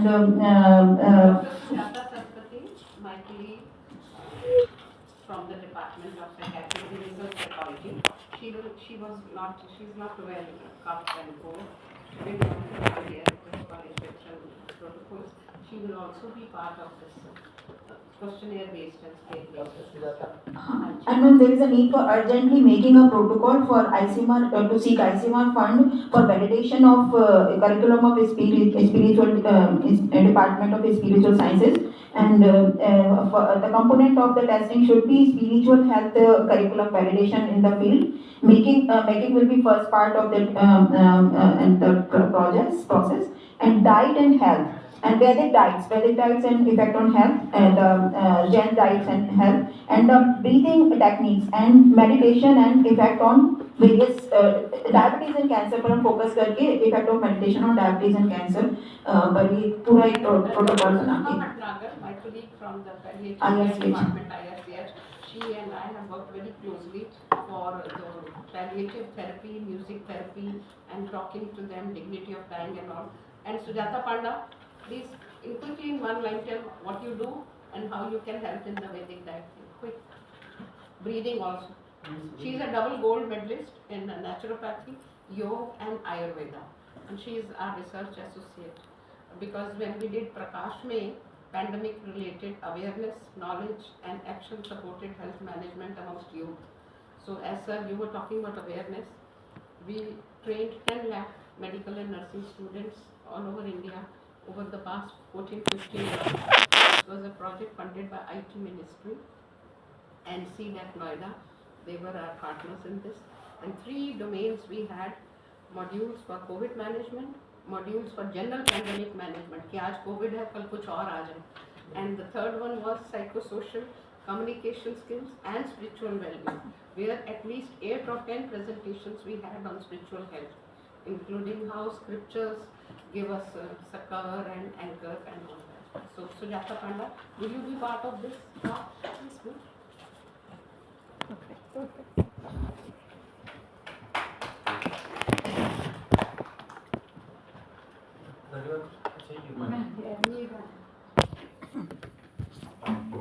To be very candid that I'm not an expert on spirituality or an expert on religion, but I have worked on this scale simply as a research scholar and as an academician when I was the professor at National Institute of Health and Family Welfare. This is a 12-year effort, and I would like to share with you what a struggle. I mean, it was so challenging for such a beautiful journey, and I feel very sad to inform that 2 of my one was the advisor and another was co-investigator. Both are not in this world now. One was Professor Devkinandan, who was the advisor, and my co-investigator was Professor Chaturvedi. He's come to COVID. So I feel very sad. So in this beautiful journey, you see, actually I had a passion to look at spirituality from scientific perspective and keep it away from a religion. Though I have included some of the determinants here, spiritual determinants in this study, but they have humanistic and developmental perspective of various religions. No rituals, no dogmas, nothing which is controversial. So I can say and claim it loudly that this scale can be universally applied, but the validity has to be developed because the validity here is for urban educated adults. The major features, as you can see, is this is the first comprehensive scientific scale which is for a common worldly person. मैं एक बार stress management के कई सारे courses conduct करती थी NHW में for doctors and health professionals. And once I thought I must have a session on yoga. I invited a yoga expert and he didn't turn up. And I told him, what happened? He said, कमाल है मुझे घर में मुझे सुबह 5 बजे से classes लेने होते हैं क्लासेस के, उसके बाद आपकी ट्रेनिंग में आना था, मैं आ नहीं पाया. मेरा घर में बच्चा बीमार था और मेरी वाइफ को जाना था, मुझे उसके लिए खाना बनाना था. So that was it struck me so intensely that common worldly person के लिए spirituality आखिर क्या है? भागना नहीं, संसार से भागे फिरते हो, भगवान का को क्या तुम पाओगे? What is spirituality for a person like you and me who have a lot of commitments in home, professional commitments, other commitments, personal commitments, compulsions of life. So I wanted to do something for a common worldly person. No, please. This is the back to this here. And so the scale is for common worldly person. It's religion and culture free. It is universal, has human developmental perspective, and it's for a believer, for an atheist, and for an agnostic. That is those are the main features. Next, please. So this is I have tried to look into the fourth dimension, which is the spiritual dimension. Next, please.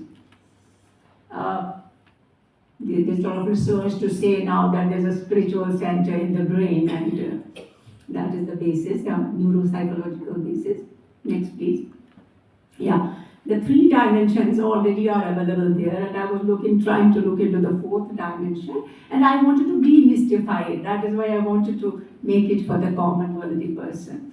And the definition evolved for what is spirituality was a battle. Because when I explored the literature, I could see a lot of literature on relationship between diseases and spirituality. But what is spirituality? I could not come across a definition which was a scientific operational definition in the literature. So for this, please go back to the. For this study, spiritual health is a state of health reflected through 3 domains: self-evolution, self-actualization, and transcendence. And this is reflected through number 1 in self-evolution, that we are able to internalize our potential. Number 2, find purpose and meaning in the life. And number 3, happiness, which is inner happiness and not superficial. Please. So we have domains, constructs, 27 determinants have been evolved. And finally, I have a scale which has used in research. This contains 114 items based on domains which we have evolved through a scientific process, followed by 6 constructs, 27 determinants of spiritual health. Based on that, 114 items were evolved, and this is the research report, this is the scale, and I am not carrying the scoring key. It has a scoring key also. Please. This is the total process, scientific process, how we have evolved. We'll go to the next. It's a long scientific 12-year research is there. So these are the constructs, determinants, and items concerning to each domain. First domain is self-evolution, then self-actualization, and third is the transcendence. And the scale has reliability and validity. Next, please. Now I'm coming to the determinants that we have evolved through this. Number one, please, the back one. Number 1, involvement with detachment. That we do everything is there, but in the heart of hearts, we know that nothing belongs to us. And here I'm reminded of a parable from Ramakrishna Paramhans. Once he says that there was a maid in a house who was so committed to the family, looking after children, cooking, cleaning, so good. But in the heart of her heart, she knew, this is not my home. This is not where I belong to. And my home is there at the top of that tribal hill. That is my place.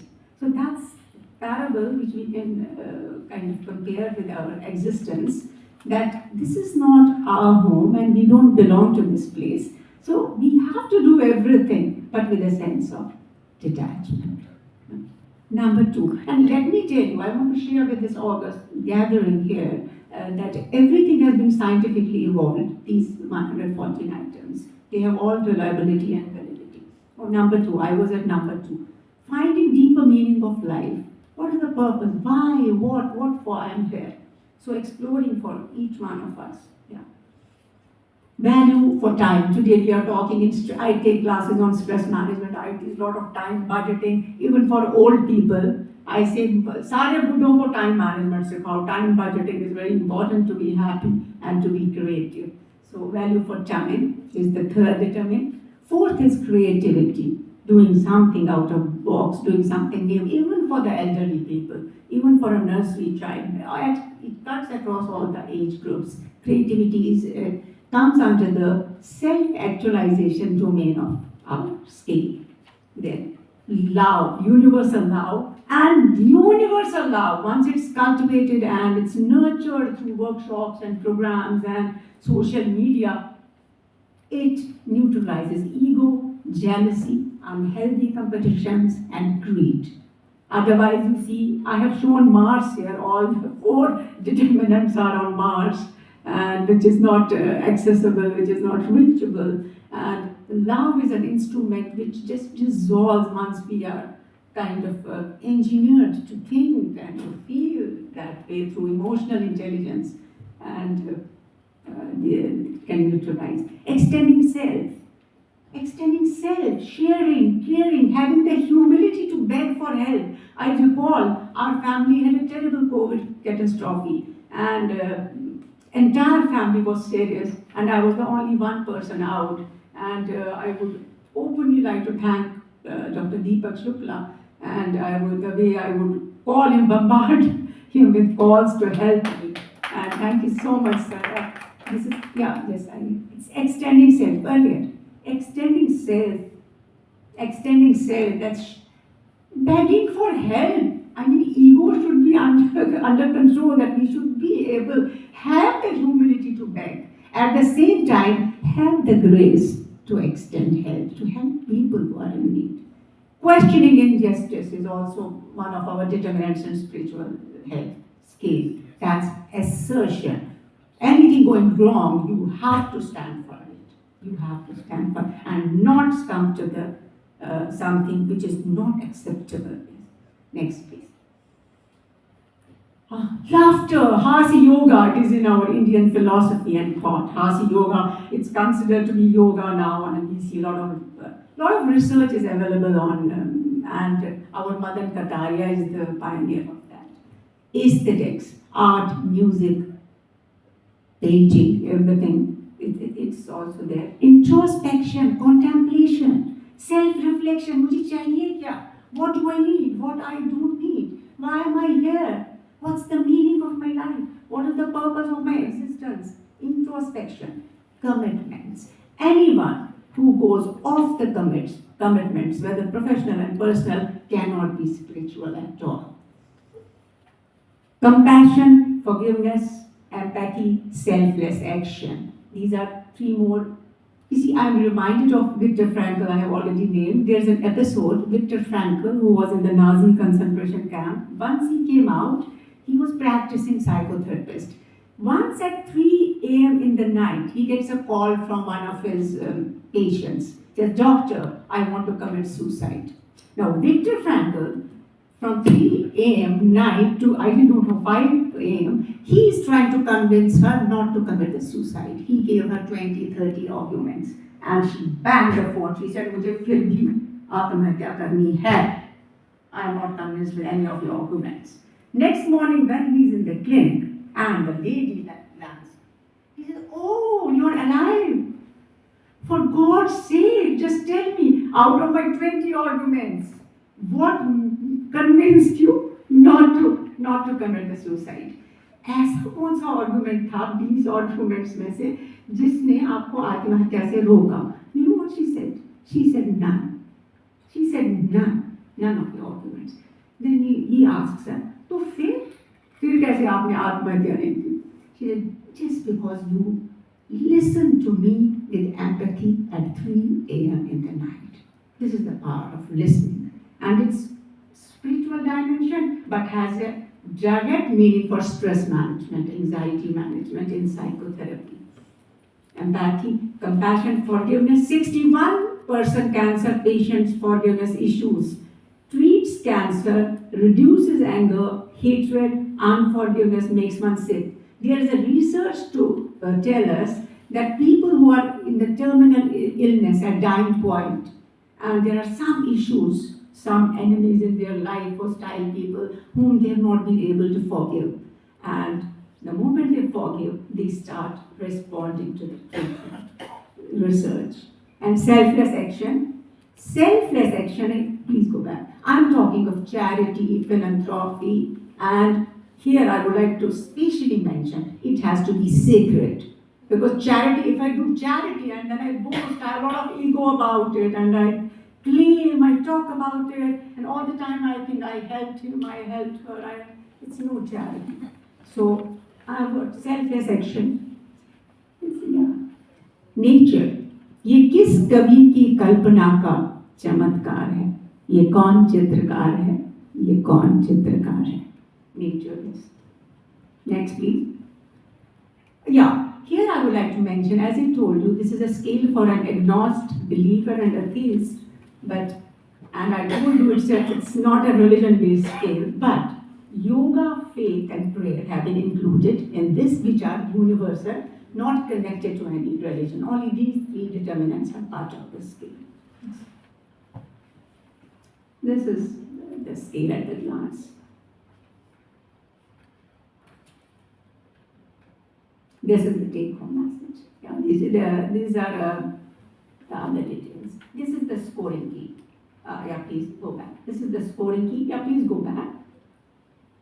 This is the scoring key. I'm not carrying the scoring key. But I'm so happy and I'm excited and thrilled that such a formidable step has been taken to include spiritual health in the MBBS curriculum. I would like to congratulate the people here, those who have taken this initiative. ताकि दिल से आप सबको मुबारक और जितना मैं थोड़ा सा भी contribute कर सकती हूँ, I would love to do it because this is long awaited vision and dream. Yes. I just want to ask, what was the meaning of unrefined spirituality? वो थोड़ा सा बस इसका meaning क्या हुआ? Unrefined, yeah, actually, जब मैंने this was a very, I told you, very challenging. Refined, this is in terms of the scores. You see, everything is here defined in terms of the scores. Unrefined would mean lesser score on the scale. Lesser, it was, I had to battle with the terms. This is the first scientific scale. It took me 12 years. As I told you, it took me 3 years to define spirituality. 3 years. I was battling how to define it just because I wanted to converge science and spirituality. That was my last. Converging it so that I can answer everything. I don't know, it's not carrying some of the slides which tell us how reliability has been. It has test and retest reliability, construct validity, content validity, convergent validity. And we have come to this after factor analysis and so many statistical techniques. We had hired a statistician for this. So this scale, there are a lot of citations and this definition that I have evolved for this, it's already available in Google. Many people have purchased. This scale is available from our institute for research purpose and a lot of citations. Thank you very much. Thank you so much. बहुत शुक्रिया.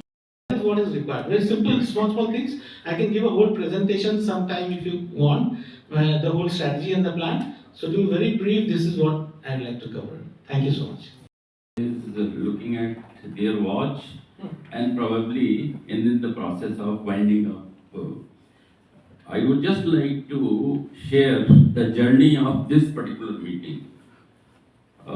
Precisely on 26th October, Dr. Jain and myself visited AIIMS, and this thought that we should have some meeting. Initially, it was thought of organizing this meeting on 11th, but 11th happens to be just one day before Deepavali.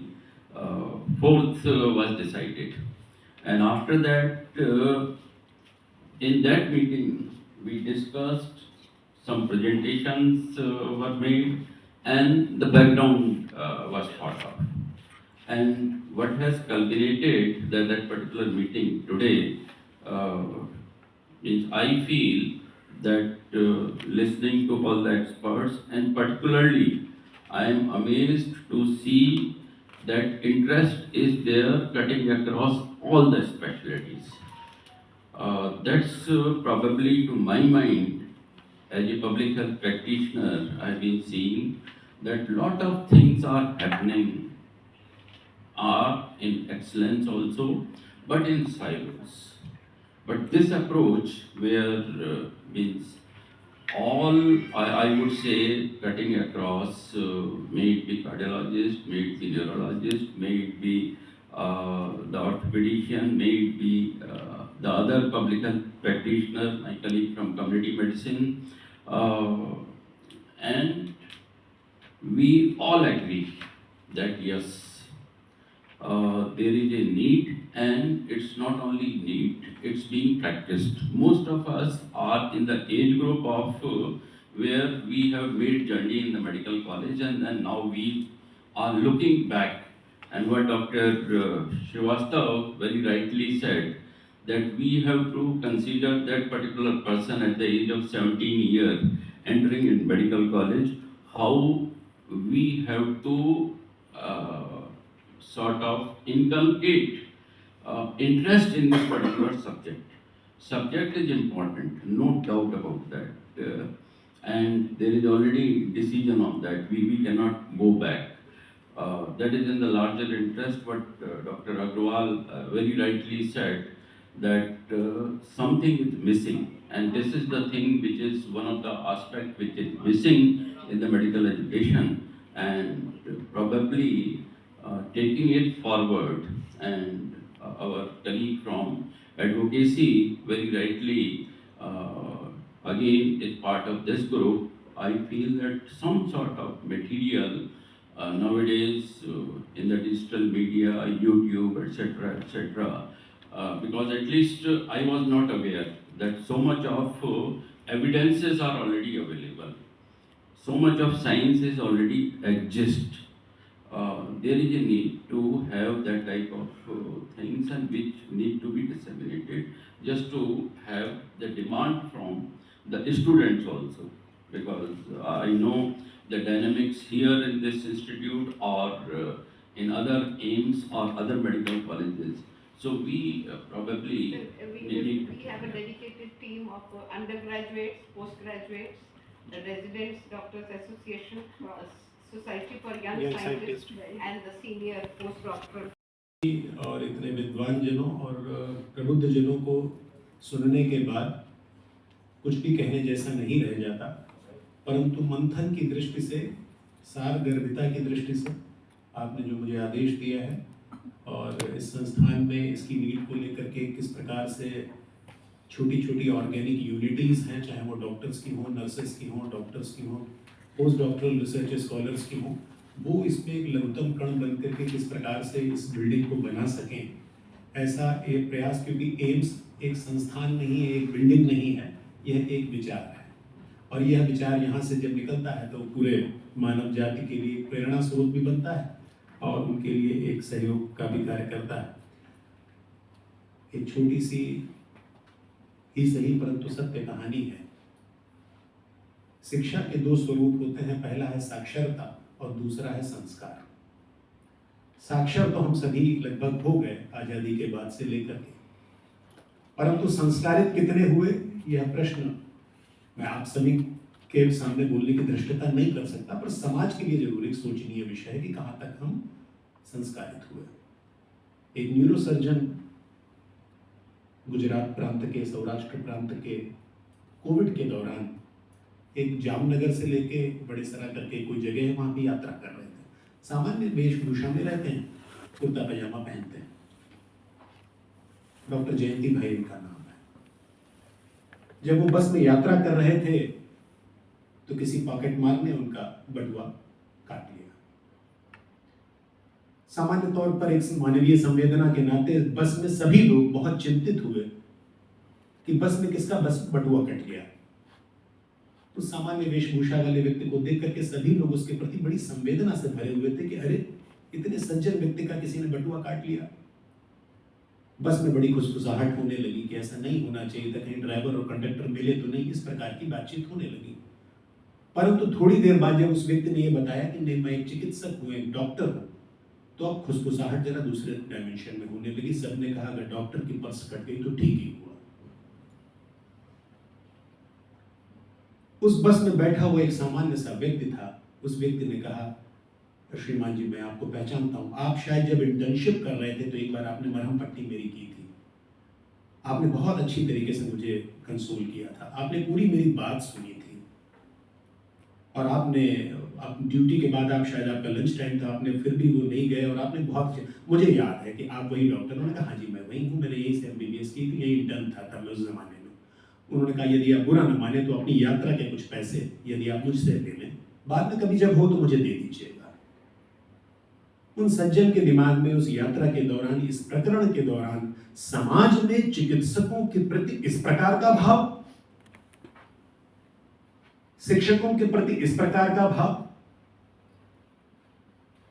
Banaras में एक व्यक्ति एक रिक्शे वाले से कहता है कि भैया फलानी जगह चलोगे, तो मुझे रिक्शा वाला कहता है चलूंगा, मेरा तो काम ही है ले जाना। तो उस व्यक्ति ने कहा कितने रुपए लगेंगे? उन्होंने कहा 100 रुपए लगेंगे। उन्होंने कहा 100 रुपए मांगते हो, 100 रुपए तो बहुत ज्यादा है। तो उन्होंने कहा साहब 100 रुपए ज्यादा लगता है तो आप पैदल ही चले जाओ। तो वो चलने लगे, काफी देर चलते रहे, दोपहर हो गई, फिर वही रिक्शा वाला कहीं दूर जाकर के उन्हें मिला। उन्होंने कहा भैया अब चलोगे, बहुत चल लिया मैं। उन्होंने कहा अब 200 रुपये लगेंगे। उन्होंने कहा क्या बात करते हो, आधी दूरी तो लगभग मैं तय कराया, उस समय सुबह 100 रुपये मांगते थे, अब 200 रुपये मांगते हो। उन्होंने कहा साहब चले तो, परंतु गंतव्य से उल्टी दिशा में आप चले, अब 200 रुपये लगेंगे, जहां जाना था वहां नहीं। पुरुषार्थ तो हम सभी कर रहे हैं, परंतु पुरुषार्थ की दिशा यदि गलत हो गई तो मंजिल पर हम नहीं पहुंच पाएंगे। एक विद्यालय में एक शिक्षक आते हैं और वो कहते हैं मैं आपके बच्चों का असेसमेंट करना चाहता हूं, जो आप पढ़ाते हो मैं देखना चाहता हूं वो बच्चे कितना जानते हैं, क्या ठीक से आप पढ़ा पाते हो कि नहीं। उन्होंने कहा ठीक है करिए, हमारे यहाँ तो पैनल इंस्पेक्शन होता है, आप कर लीजिए। उन व्यक्ति ने अपनी कक्षा में जो धर्म जागरण पढ़ाते थे उन्होंने पढ़ाया। पढ़ाने के बाद उन्होंने ऑफर किया कि now you can come on the dais and ask the student what they have whether the knowledge disseminated by me has truly conveyed or not। वो शिक्षक आए, उन्होंने बच्चों से कहा बच्चों जो मैंने सुना कि आपको धर्म जागरण के विषय में पढ़ाया गया है, तो पहला प्रश्न मैं आपसे ये पूछता हूँ क्या भगवान है, डज गॉड एग्जिस्ट। सभी बच्चों ने एक स्वर में दाहिना हाथ ऊपर उठा दिया, उन्होंने कहा यस भगवान है। मास्टर जी भी बड़े प्रसन्न हुए कि चलो मेरी इज्जत रख ली गई, जो मैंने ठीक ठीक बताया था, जब भी पूछा जाए भगवान है तो हाथ उठा देना। सब बच्चों ने हाथ उठा दिया। दूसरा सवाल पूछा गया भगवान कहाँ है, वेयर द गॉड इज। सभी बच्चों ने दाहिना हाथ बाईं छाती पर रख दिया, कहा भगवान यहाँ है। मास्टर जी फिर प्रसन्न हुए, उन्होंने कहा बच्चों ने लोकेशन भी बहुत अच्छी बताई, बिल्कुल ठीक ठीक बताई, मैंने यही कहा था यहाँ पे ही हाथ रखना जब भी पूछा जाए। तीसरा सवाल ये सोचनीय विषय है। तीसरा सवाल मास्टर जी ने पूछा हृदय कहाँ है, वेयर इज द हार्ट, दिल कहाँ है। सभी बच्चों ने एक स्वर में कहा ये तो मास्टर जी ने कभी बताया ही नहीं। ईश्वर के विषय में हमें पता है, उसके स्थान के विषय में पता है, हृदय कहाँ है हमें ये नहीं पता। परंतु इस बात का बहुत संतोष है आप सभी प्रबुद्ध जनों के विषय में, डॉक्टर टीसी जैन सर की अध्यक्षता में, उनके एपी सेंटर में doctor Kochar madam as a protagonist रही हैं, एज ए टॉर्च बियरर रही हैं। आज हमें यह तो पता चल गया कि हृदय कहाँ है। और उर्दू में कहावत है तलाशो तलब में लज्जत मिली है इतनी, दुआ कर रहा हूं कि मंजिल कभी ना आए। और चूंकि इतना सीखने को, समय समझने को, सुनने को इतना ज्यादा मिला है, मैं ये तो नहीं कहूंगा कि ये डिपार्टमेंट न बने, परंतु इस अंग्रेजी में कहावत है access of the gate is much more important than entering into the gate. ये जो एक्सेस में मजा आ रहा है, ये शायद एंट्री में तो जो मजा ईश्वर की प्रेरणा से आएगा, क्योंकि कार्य ईश्वरीय है। आने वाले समय में हम आने वाली जनरेशन्स को एक वो ढांचा, वो फर्मा, वो सॉफ्टवेयर दे पाएंगे जिस पथ पर वो चल करके ये कहेंगे शिक्षा आज सही मामले में संपूर्ण हुई, यह अंत्योदय हुआ मेरी शिक्षा का। What is the purpose of this knowledge unless it is not disseminated to a common man. समाज में कतार में खड़े हुए अंतिम व्यक्ति तक यदि वह नॉलेज न पहुंची, अंग्रेजी में से कहावत है great presentation is that when your grandmother can understand. पीछे एक बार इंडिया हैबिटेट सेंटर में एक वृद्ध महिला एक पोछा झाड़ू लगाती थी और ग्लोबल क्लाइमेट पर एक चर्चा थी, वो carbon footprint, carbon emission, global warming पे चर्चा थी। बहुत सारे अंग्रेज आए थे। वो चर्चा लगभग इसी समय 4 बजे के आसपास समाप्त हुई, परंतु एक महानुभाव ने देखा यह वृद्ध महिला 70-80 वर्ष की महिला झाड़ू पोछा देकर के कोने में ही बैठी हुई है। उन्होंने कहा बहन जी आप यहाँ क्या कर रही हो, सारी चर्चा तो अंग्रेजी में है, आपको इससे क्या लेना देना, ये तो ग्लोबल वार्मिंग पे बात हो रही है, कार्बन फुटप्रिंट पे बात हो रही है। उस महिला ने जो कॉमन विजडम दिखाई है वह भारतीय विजडम है। उस महिला ने ये कहा मुझे ये तो नहीं पता ये भैया ग्लोबल वार्मिंग क्या होती है, परंतु सुबह से लेकर के शाम तक आप सारे लोग यही बात कहने का प्रयास कर रहे हो कि हमारी धरती को बुखार आ गया है, और ये बात बिल्कुल ठीक है। तो हमें उस प्रकार से चीजों को प्रेजेंट करना है जहां पर हम उसकी आत्मा पर ऐसा प्रहार कर सके, उसे आंदोलित कर सके। मुझे लग रहा है डॉक्टर डीसी जैन सर की अध्यक्षता में आप सभी प्रबुद्ध जनों के विशेषण से और उनके विशेष प्रयास से आप सभी के अनुभव इस गागर में सागर भर रहे हैं। आशा ही नहीं पूर्ण विश्वास एक नया स्वरूप लेगा। मैं इस अपॉर्चुनिटी को एज ए धन्यवाद प्रस्ताव के रूप में लेता हूं कि आप सभी के विशेष प्रयासों से हम सभी आने वाले उस स्वर्णिम कल को अवश्य देखेंगे जहां शिक्षा के साथ में सुसंस्कारित शिक्षा हो और स्वास्थ्य के साथ में एक संस्कार की भी डिलीवरी हो, ताकि पूर्णता में हम आत्मा का भी उपचार कर सकें। धन्यवाद।